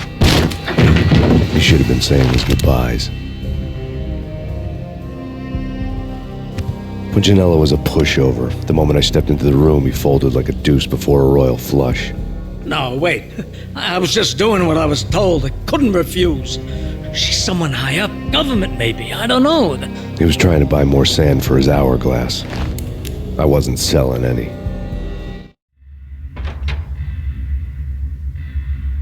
No, I told him not to.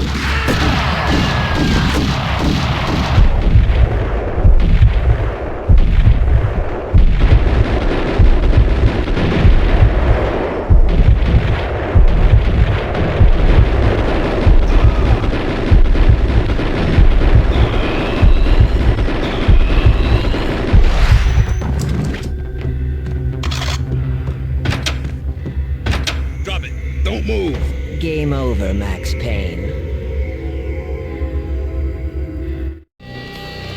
I could tell when I was outgunned. It was time to take another beating.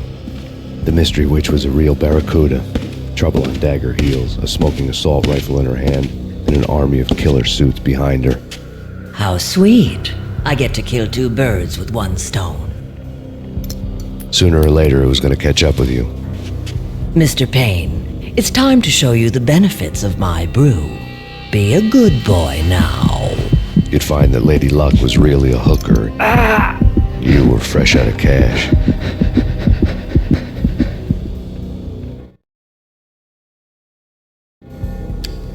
Gentlemen, we're done here. Take me to Cold Steel. She had just given me an OD of Valkyr. I could feel green fire eating my brains. They turned to steam. They did a fade on me. I'd never had a chance. The witch had got me just as sure as if she put a gun to my head and pulled the trigger. The shadows rushed me, bruised mugshot faces hungry for revenge. They knew my weak spots and closed in for the kill. The floor turned into a vortex of green blood. I fell. Flesh of fallen angels.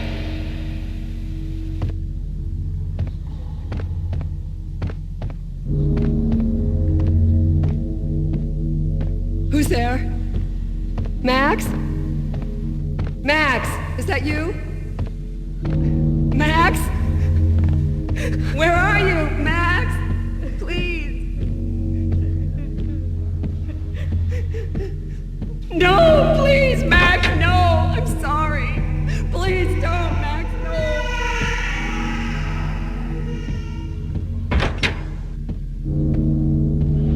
Max? Where are you, Max? Please.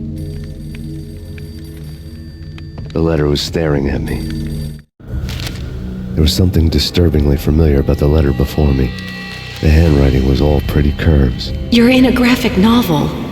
The truth split my skull open, a glaring green light washing the lies away. All of my past was just fragmented still shots, words hanging in the air like balloons. I was in a graphic novel. Funny as hell. It was the most horrible thing I could think of. Bartender is shiny stuff and dreams are made of stooped necromancers. He sings like a banana wrist, having strayed too close to the constellations on their shaved skulls. There was a bad line in a prank call. Someone spouting insane babble. I couldn't make sense of it. But I had an overwhelming sense of deja vu, and the caller's voice sounded oddly familiar.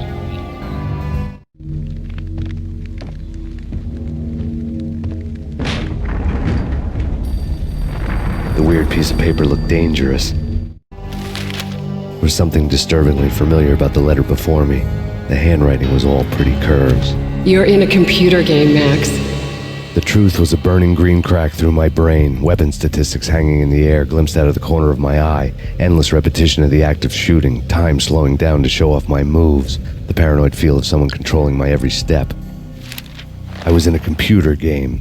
Funny as hell, it was the most horrible thing I could think of.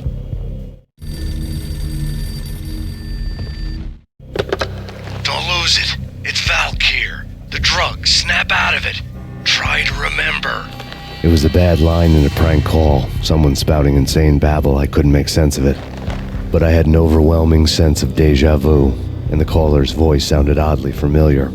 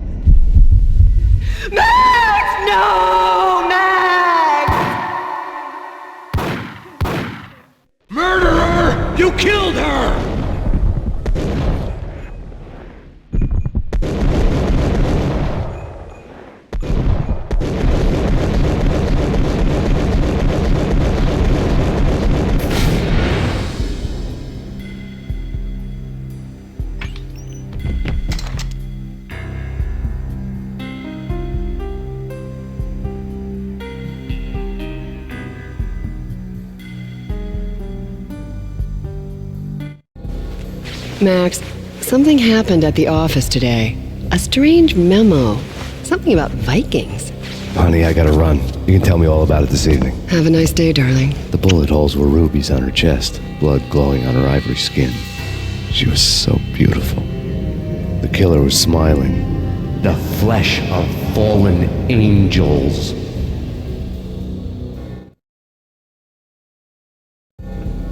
Slowly, the green nightmare faded, leaving dark stains on my soul that would never come off. I felt like flatlining. I was all shook up. I woke up in a cold sweat, sick and tired to the bone, lying in a puddle of my own puke.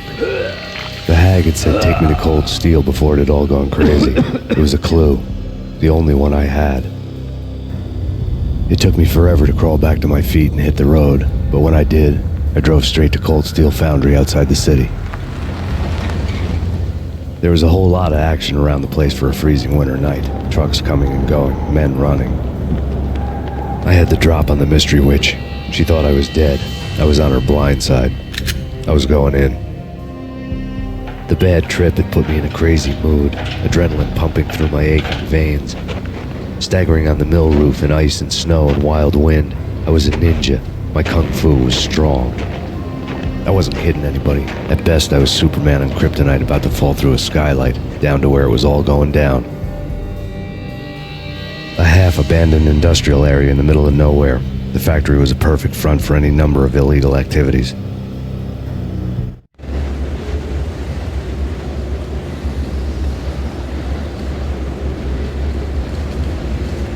In the belly of the plant, molten metal boiled and bubbled like a witch's brew.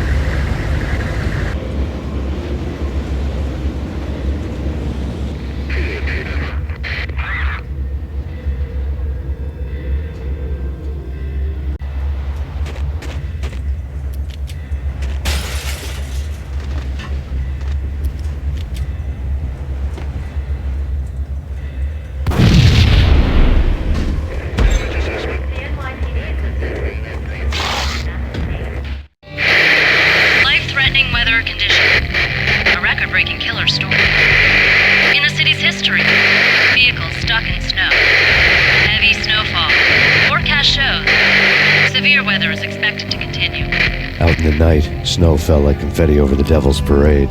The storm was anything but over.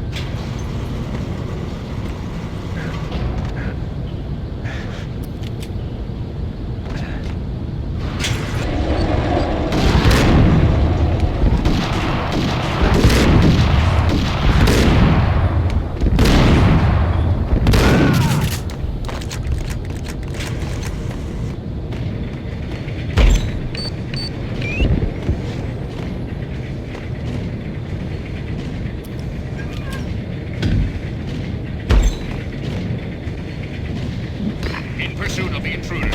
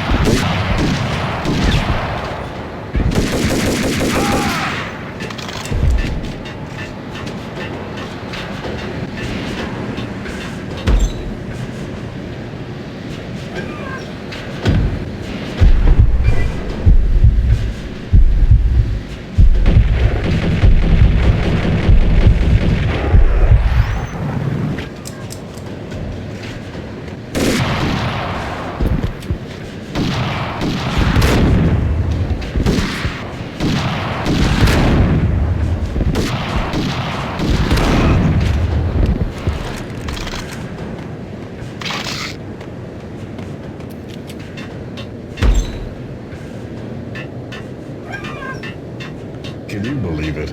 I bet they sleep with their rifles. I bet they've given them names. I guess. So, you don't have a name for your gun? Hello? Hell no. You do? Well, yeah, kind of. Hey, let's hear it. Well, I call it Dick Justice. I rest my case.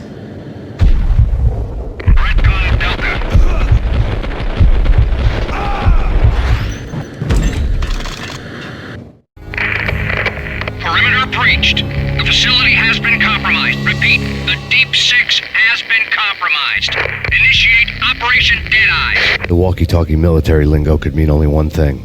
They were getting ready to destroy the evidence and vanish into the night. I was so close. The hidden truths were just around the corner.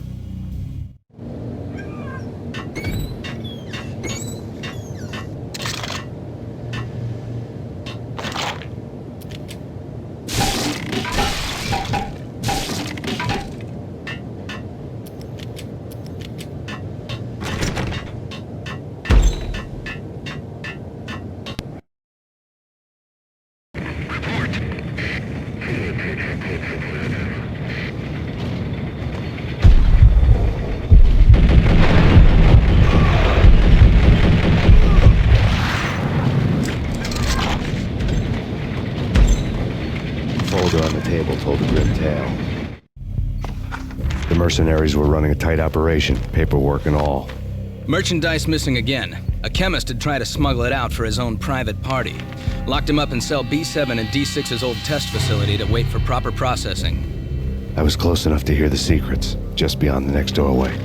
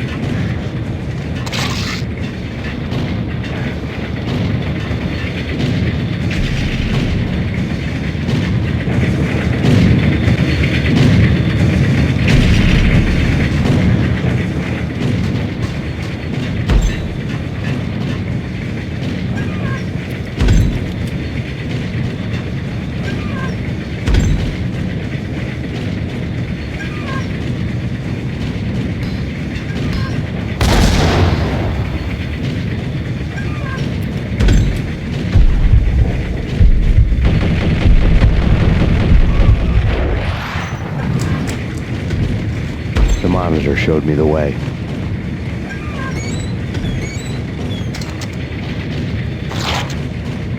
Processing diagrams filled the control room screens, all but one. An elevator titled D6 on one of the screens, somewhere onwards, past rows of ovens, in the core of the plant.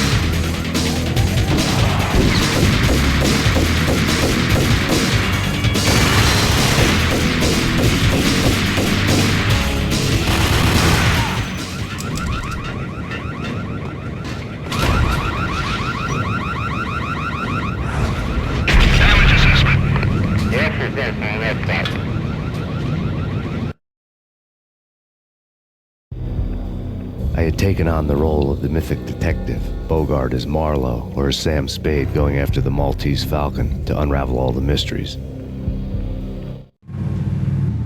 Following a path of clues to that final revelation, even if it would take me down to the cold, cavernous depths of a grave. You can't do this! My men are still inside! Do you have any idea why this is called Operation Dead Eyes?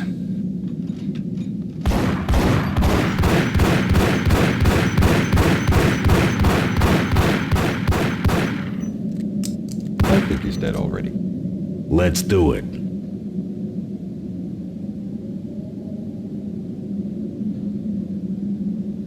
Attention all personnel. The self-destruction sequence has been initiated. Evacuate the complex immediately. We've got company. The self-destruction sequence has been initiated. Proceed to the nearest exit immediately.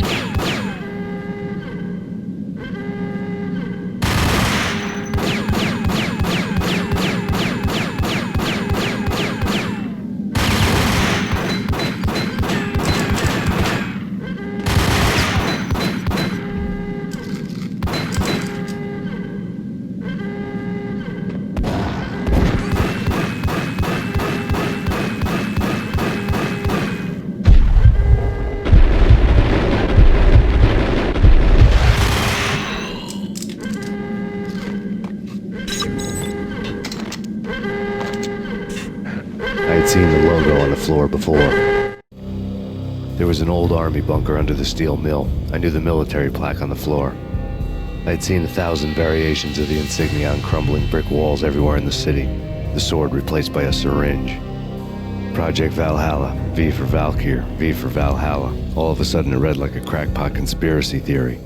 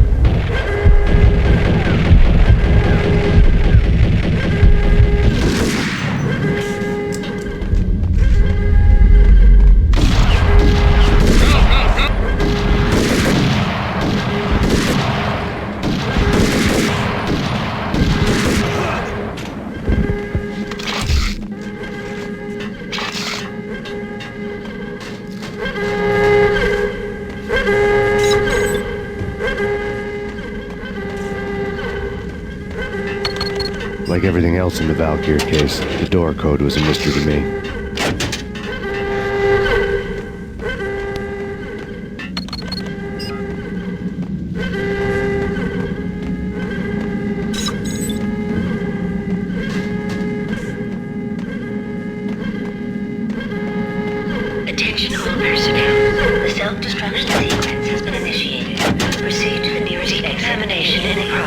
The chemist had been using the workstation when he died. The half-life of the lab rat had ended online, his password blinking on the screen. 665, neighbor of the beast.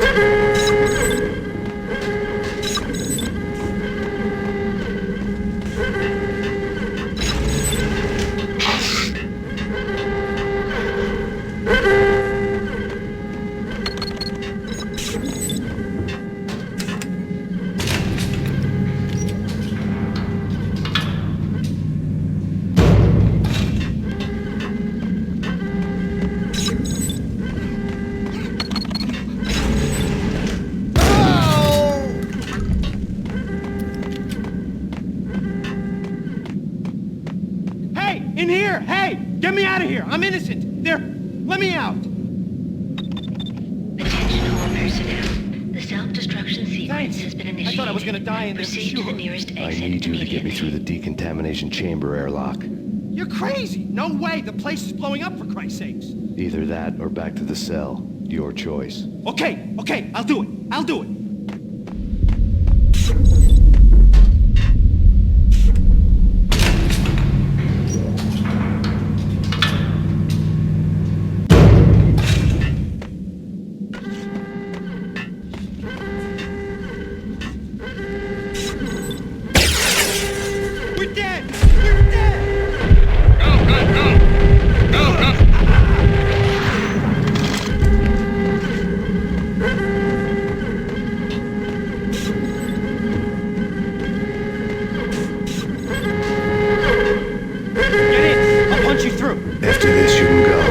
Free man. Decontamination in progress. Decontamination complete.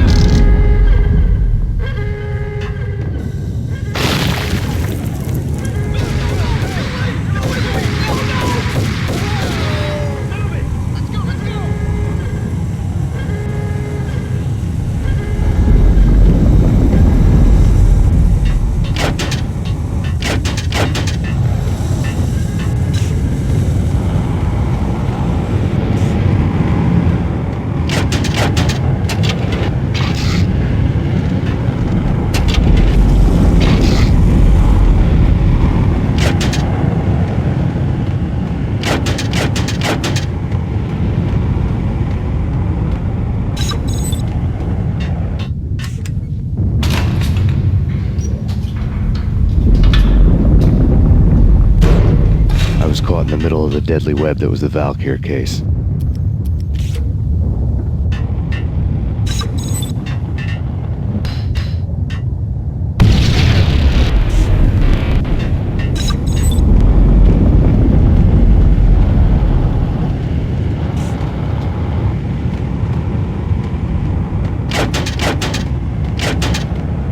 One of the lab terminals had the project logo on the screen. Top secret. Project Valhalla. U.S. Army. Yggdrasil Network. Valhalla. The otherworldly place in Norse mythology where the bravest heroes spent their afterlife feasting and fighting forever, their wounds miraculously healed night after night. Valkyr. The maidens who chose the most courageous Viking warriors and carried them to Valhalla. 1991. The research objective is to create a chemical substance to enhance the stamina and morale of infantry troops. 1995. Results unsatisfactory. Project cancelled. Someone had decided to continue the sick experiment unauthorized. Project compromised. Data leak. Fix the damage by any means necessary. Security clearance red. Authorized by the project lead. Field test. Double the dosage for all the remaining test subjects. Observe and record the subject's behavior in an urban setting. The drop-off point was my old address in New Jersey. The file dated 3 years ago. Just when you thought you had reached the deepest depths of horror, it suddenly got worse. How to turn off that small voice inside your head that started to whisper that you should be glad that now, if not before, your revenge was justifiable on any conceivable moral scale.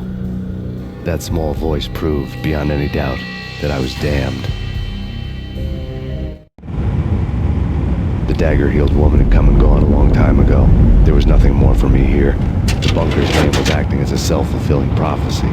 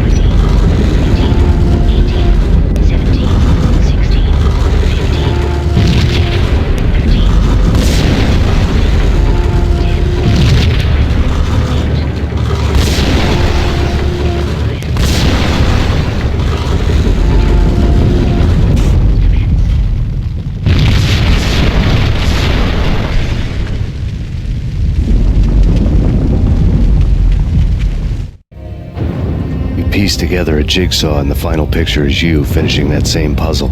A mad, green-eyed killer standing behind you. An urban legend come true. The Project Valhalla test subjects had been the mad junkies who had murdered my loved ones. The rest was simple body count math. It all pointed to her. Ms. Valkyr. The factory went up in a fiery inferno behind me. All my leads were dead, turned to smoke and dust. I had lost my way. I hadn't slept in a million years.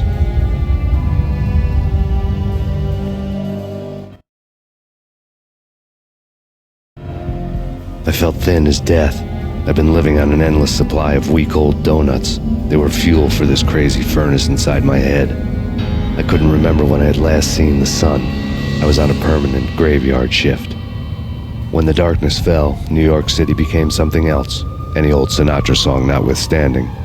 Bad things happened in the night, on the streets of that other city, Noir York City.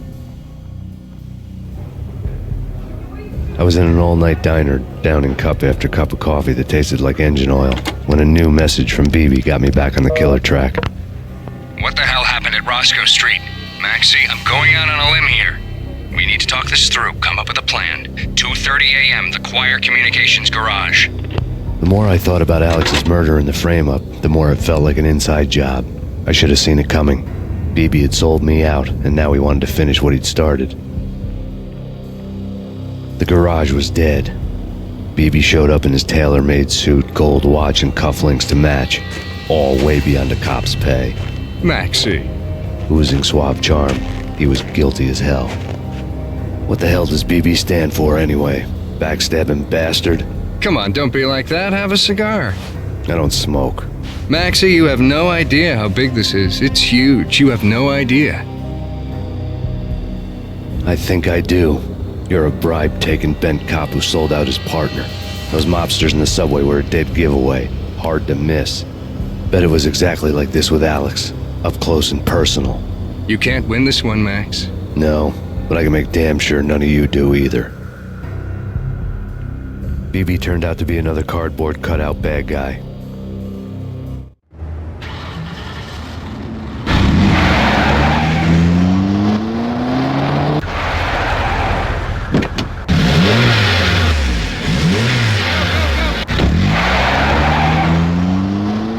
A bad cop on the take. A cowardly right-hand man fleeing from the scene, leaving his paid thugs to do his dirty work.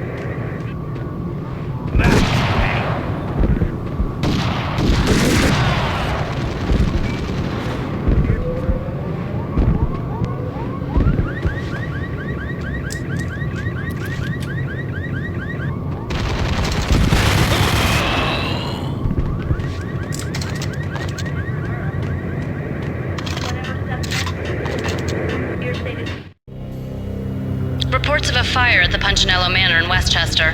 The manor is the home of Angelo Punchinello, the alleged head of the Punchinello crime family. The police are now saying, contrary to their earlier statements, that Max Payne is still alive and at large. He continues his vendetta against the Mafia, of which this last act of arson is attributed to. I had no recollection of setting any fires, but I did remember the flames.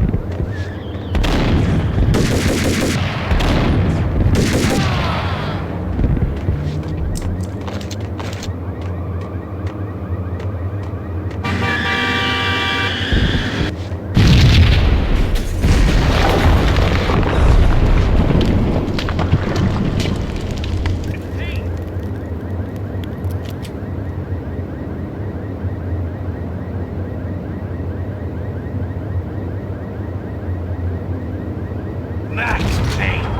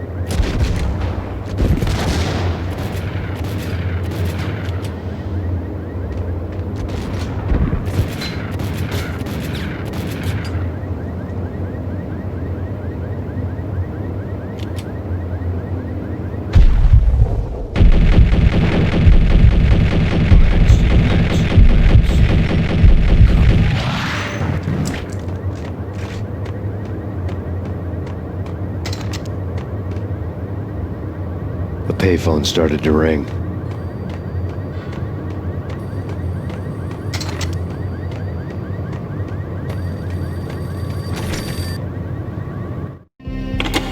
Yeah. Max Payne? Whatever does it for you. This is Alfred Woden. I can give you the name of your enemy. Come to the Asgard building presently. We are expecting you.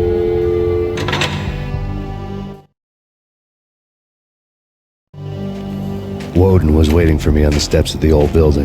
Mr. Payne, let's go inside. The others are anxious to begin. The others? Despite the general misconception, this building actually predates the City Hall by 2 years, thus being the oldest municipal building still in use here at the foot of the Brooklyn Bridge. No kidding. The old man played tour guide as he led me through a dark, domed hall. The answers I was after loomed large ahead.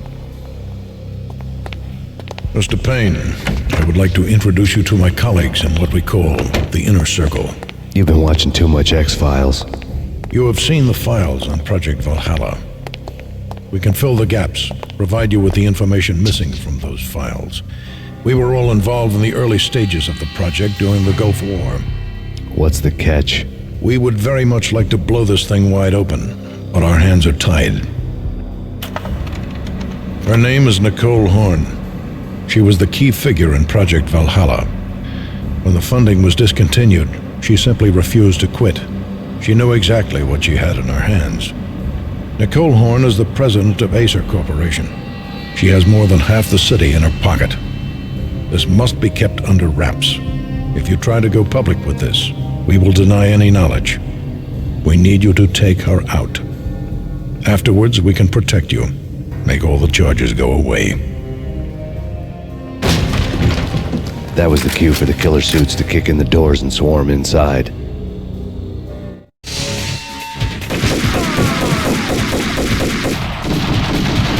was an impressive floor show, but I decided to leave early anyway. It was only a one-story fall. Lucky me.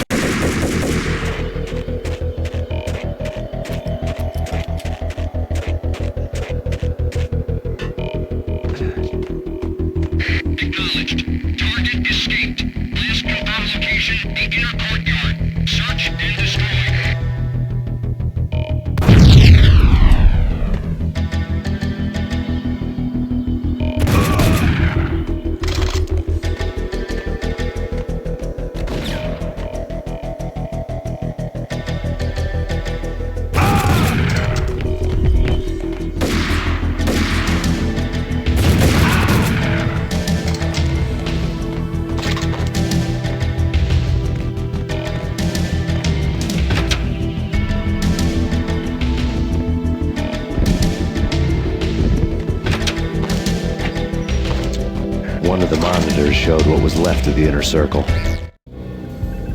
On screen, the so-called corpse of Alfred Woden stood up, miraculously waking from his dirt nap, looking smug among his dead pals. In the land of the blind, the one-eyed man is king. I didn't know how he'd pulled it off, but it was a pretty slick way to get out of all his promises. Most of what he had said fit too well to be a load of crap.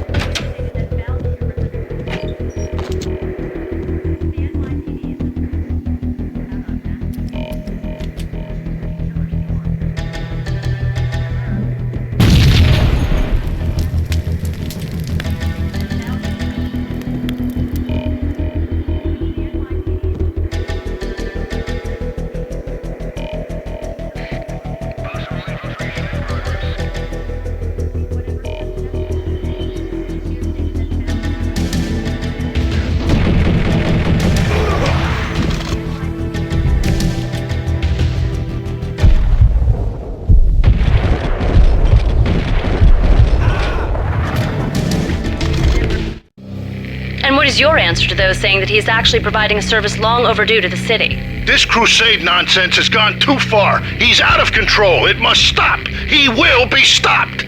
That was Deputy Chief Jim Rivera from the New York City Police Department.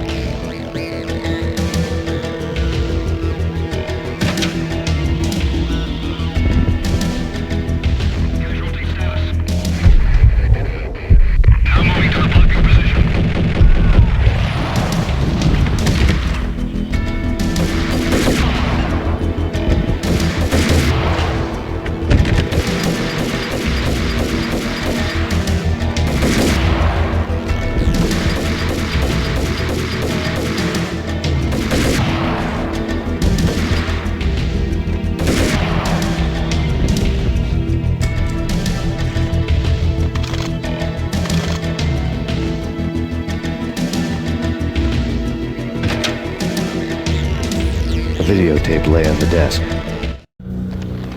Nicole Horn had blackmailed the inner circle into silence. The tape came with a curt extortion note on a piece of expensive paper. I remembered Candy Dawn taping her clients in action on the side, selling the tapes to the highest bidder. I was sure that kinky sex was nowhere near Alfred Woden's worst sin. But I had a feeling that when this was over, any collateral would come in handy.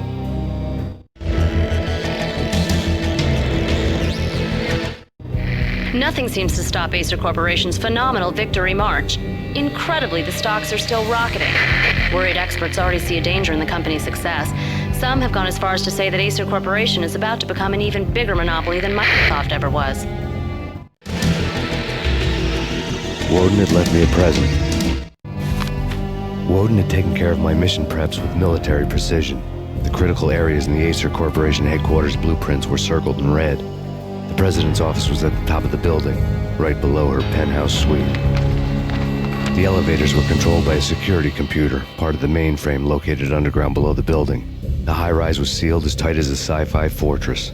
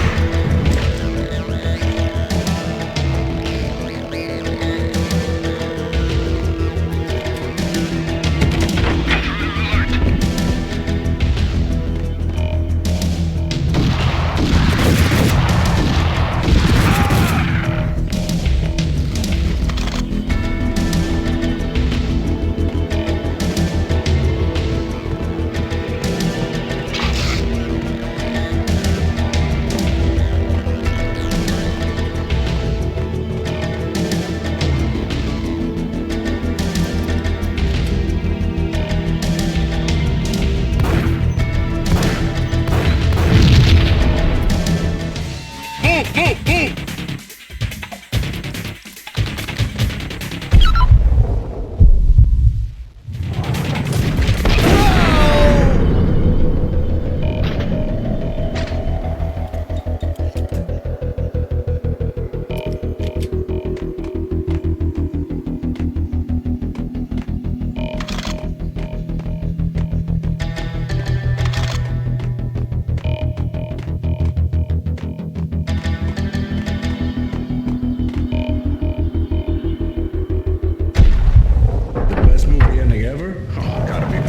And the Sundance Kid.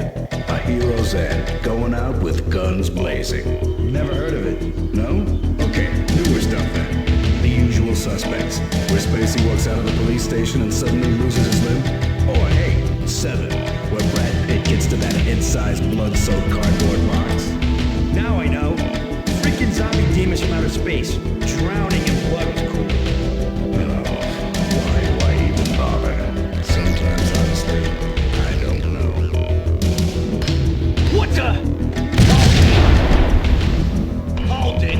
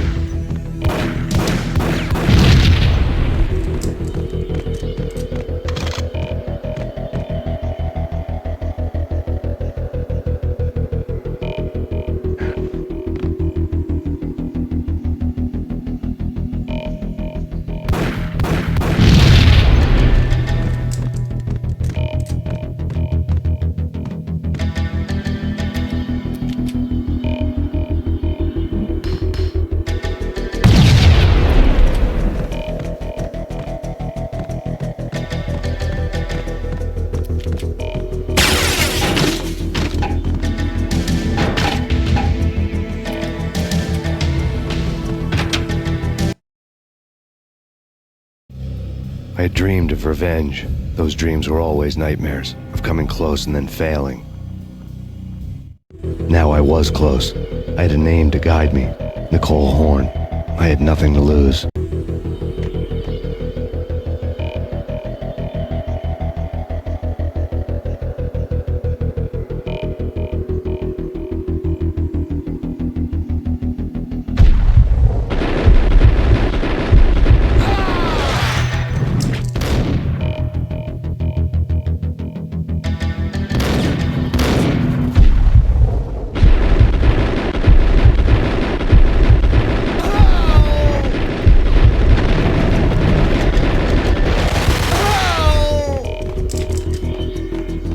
The Inner Circle had quite a track record. Project Valhalla had not been the only thing the Inner Circle had been involved in. There were rows of cabinets full of files. The Serpentine Secret Society went back a long way, always pulling strings from the shadows. I couldn't say I was sorry. Woden's move in some Byzantine power game had cut the Circle's membership roster to 1. The old man wanted me on cleanup duty. It was my mess, too.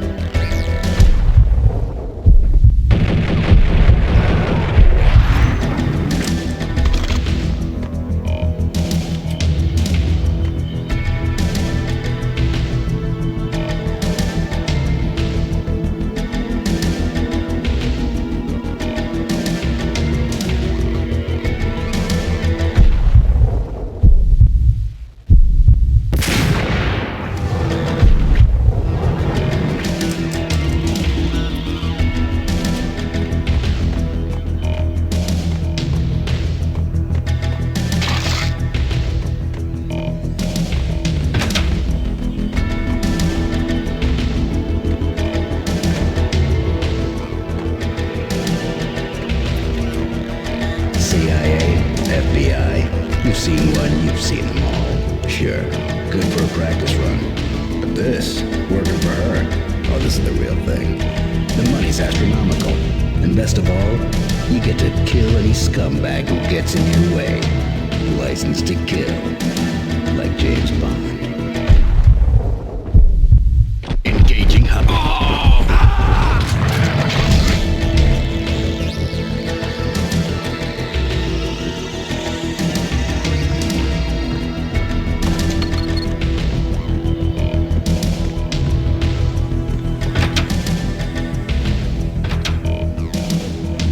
Take him down. Shoot to kill. Let's finish this.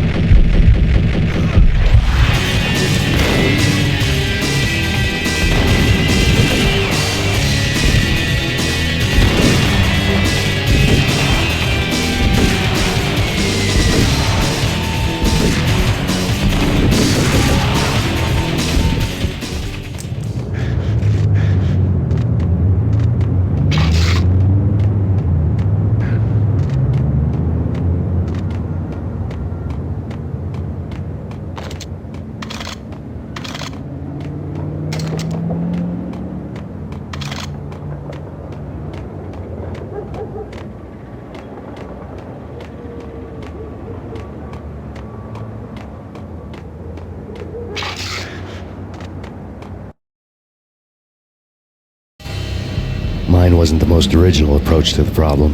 It wasn't as if it hadn't all been done before. An eye for an eye, the first principle of revenge.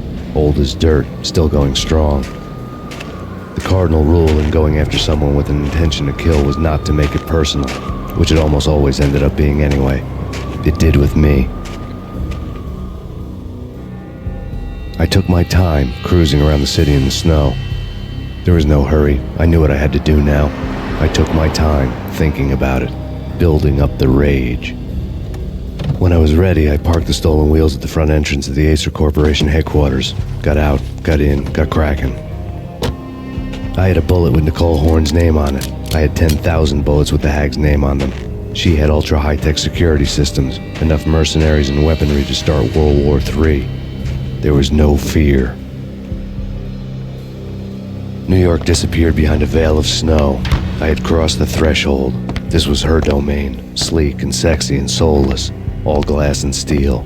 A place of color-coded security key cards, metal detectors, and surveillance systems.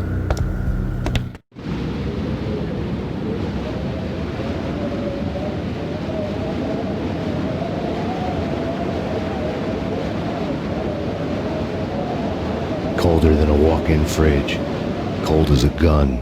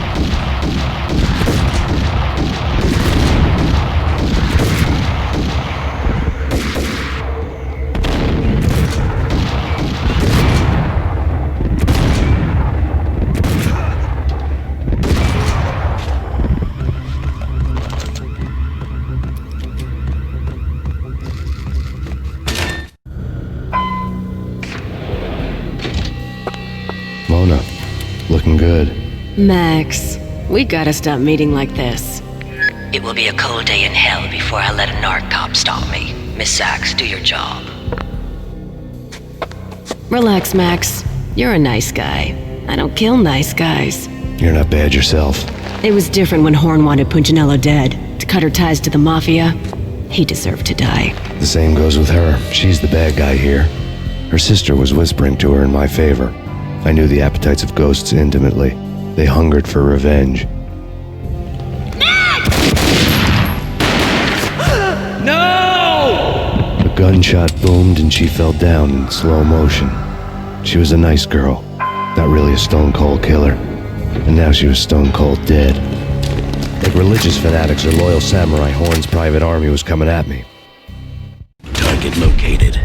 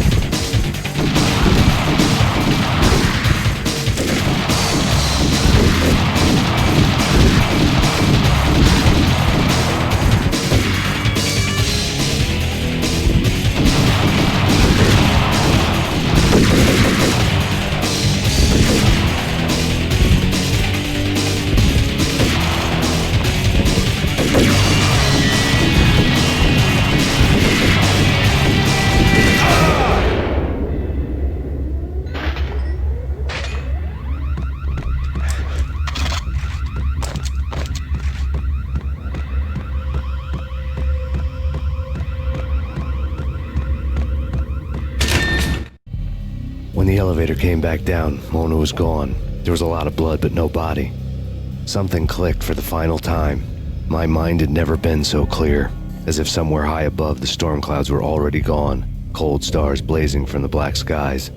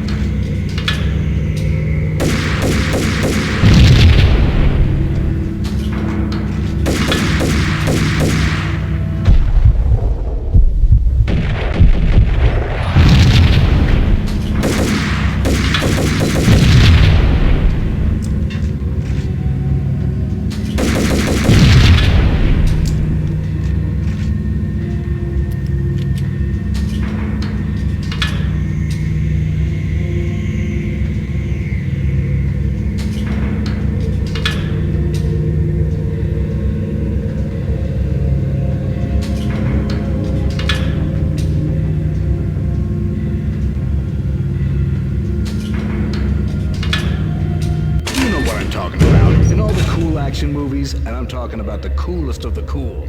It always seems like time slows down in the middle of the action. You know, you can see the bullets flying through the air, the hero dodging in slow motion.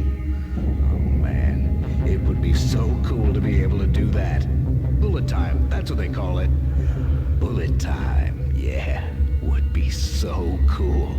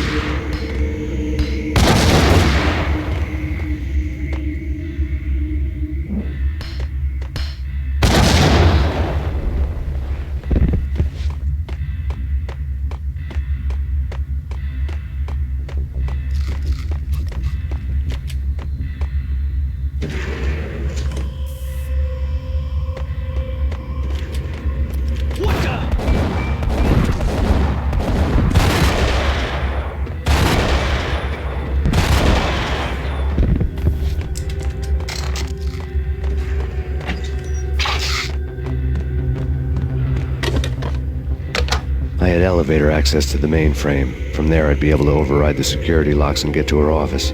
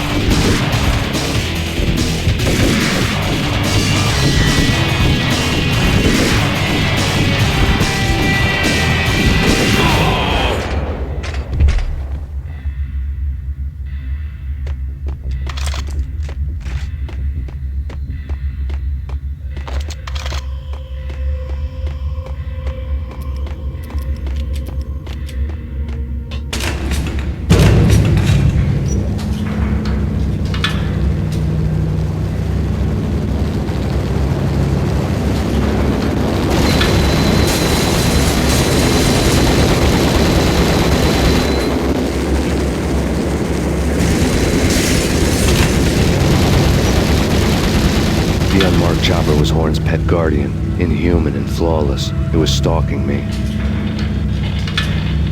hate to be stereotyped. I'm not a cold-blooded killer. I'm a nice guy. I love my wife. I have 2 boys I'm very proud of. You just have to make the ends meet. And if that means I have to shoot someone now and then, hey, it's just my job from 9 to 5. Well, not quite from 9 to 5, but I hear you. What's up? Kill the bastard! Kill the bastard!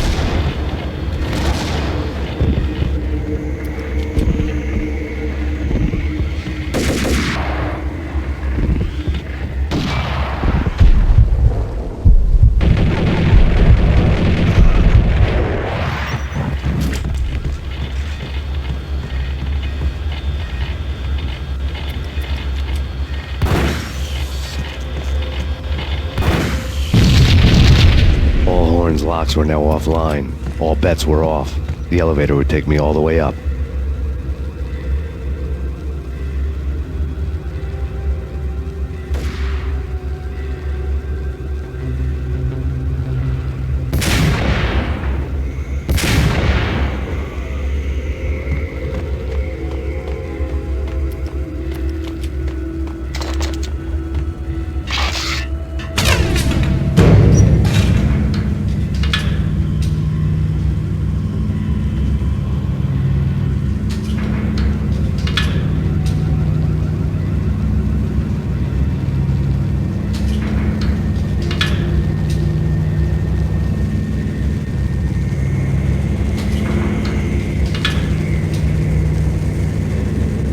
Seen from this height, the night seemed to stretch on to eternity.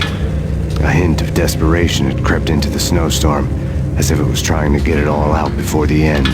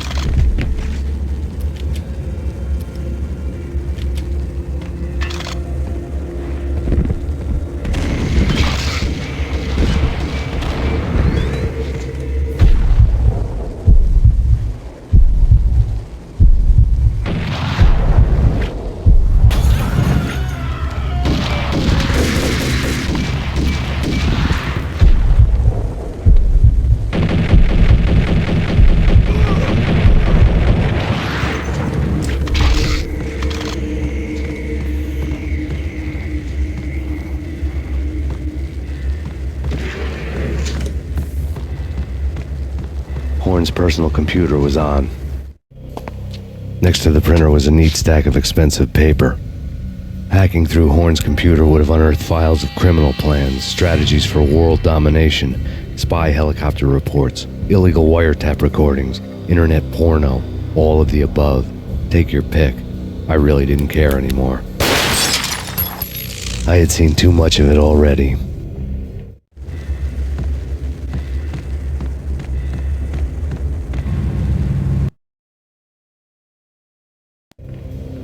Valkyr had been meant to be a white-winged maiden that would lift you to a warrior's heaven, but it turned out to be a one-way demon ride to hell. The devil was in the drug. I knew. I had met him.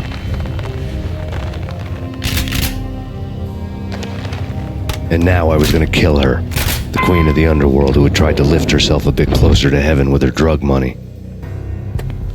No begging, no bribes. She knew better. Honor among killers. We who were about to die.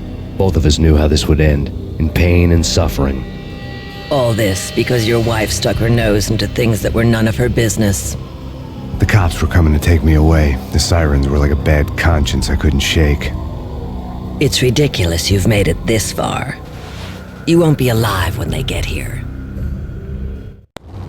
Stop him!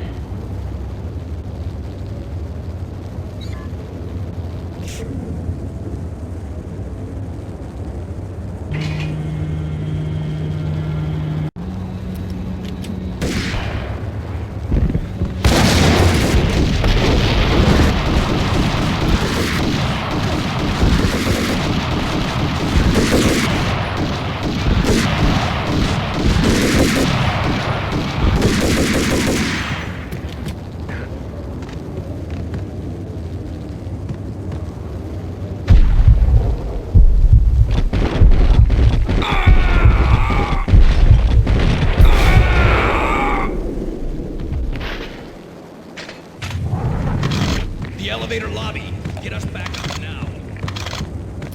Max Payne, this is futile. A waste of time. The deaths of your wife and daughter were necessary. Inevitable. It is done. You cannot bring them back. Nothing you do will make it any better.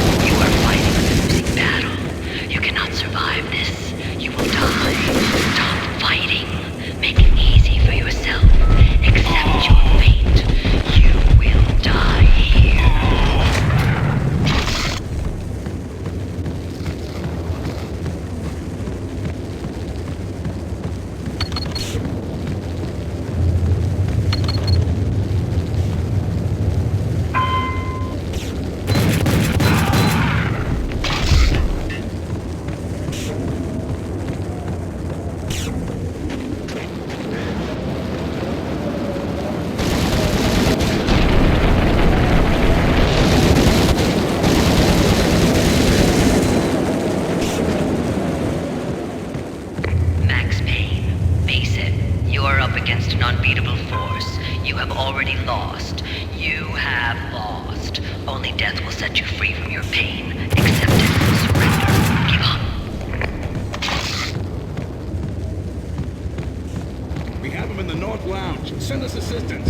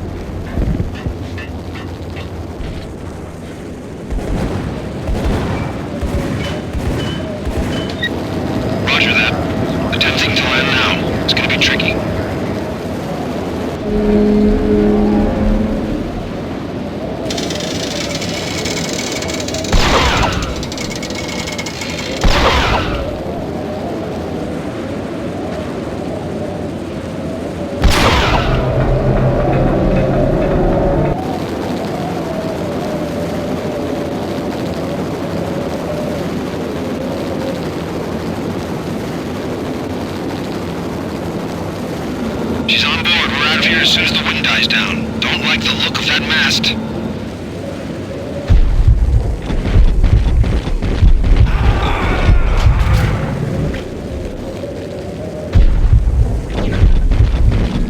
Lift off in 1 minute.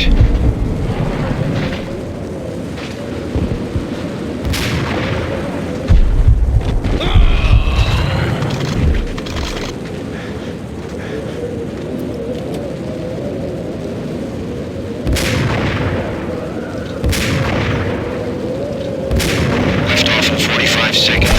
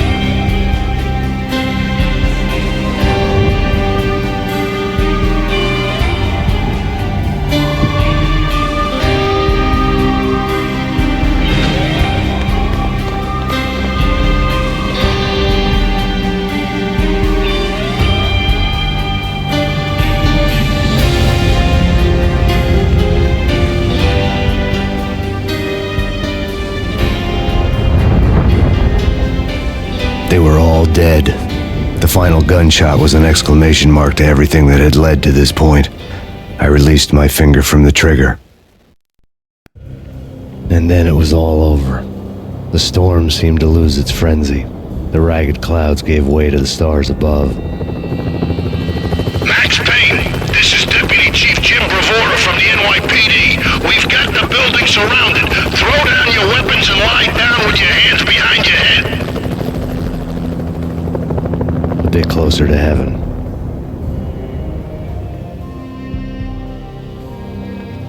The cops' voices were distant and muted. Freeze! NYPD! Hold it right there! My ghosts released me from their haunting. Down below, New York City glittered like diamonds on black velvet. You gave us one hell of a ride. Take him down to Central Booking. You heard the man. Woden was there in the crowd, standing by the sidelines. It wouldn't be over till the man with the patch would say so. He'd say the right words. I knew he would. He'd better. Woden grinned smugly. It was the grin of a winner. That made two of us.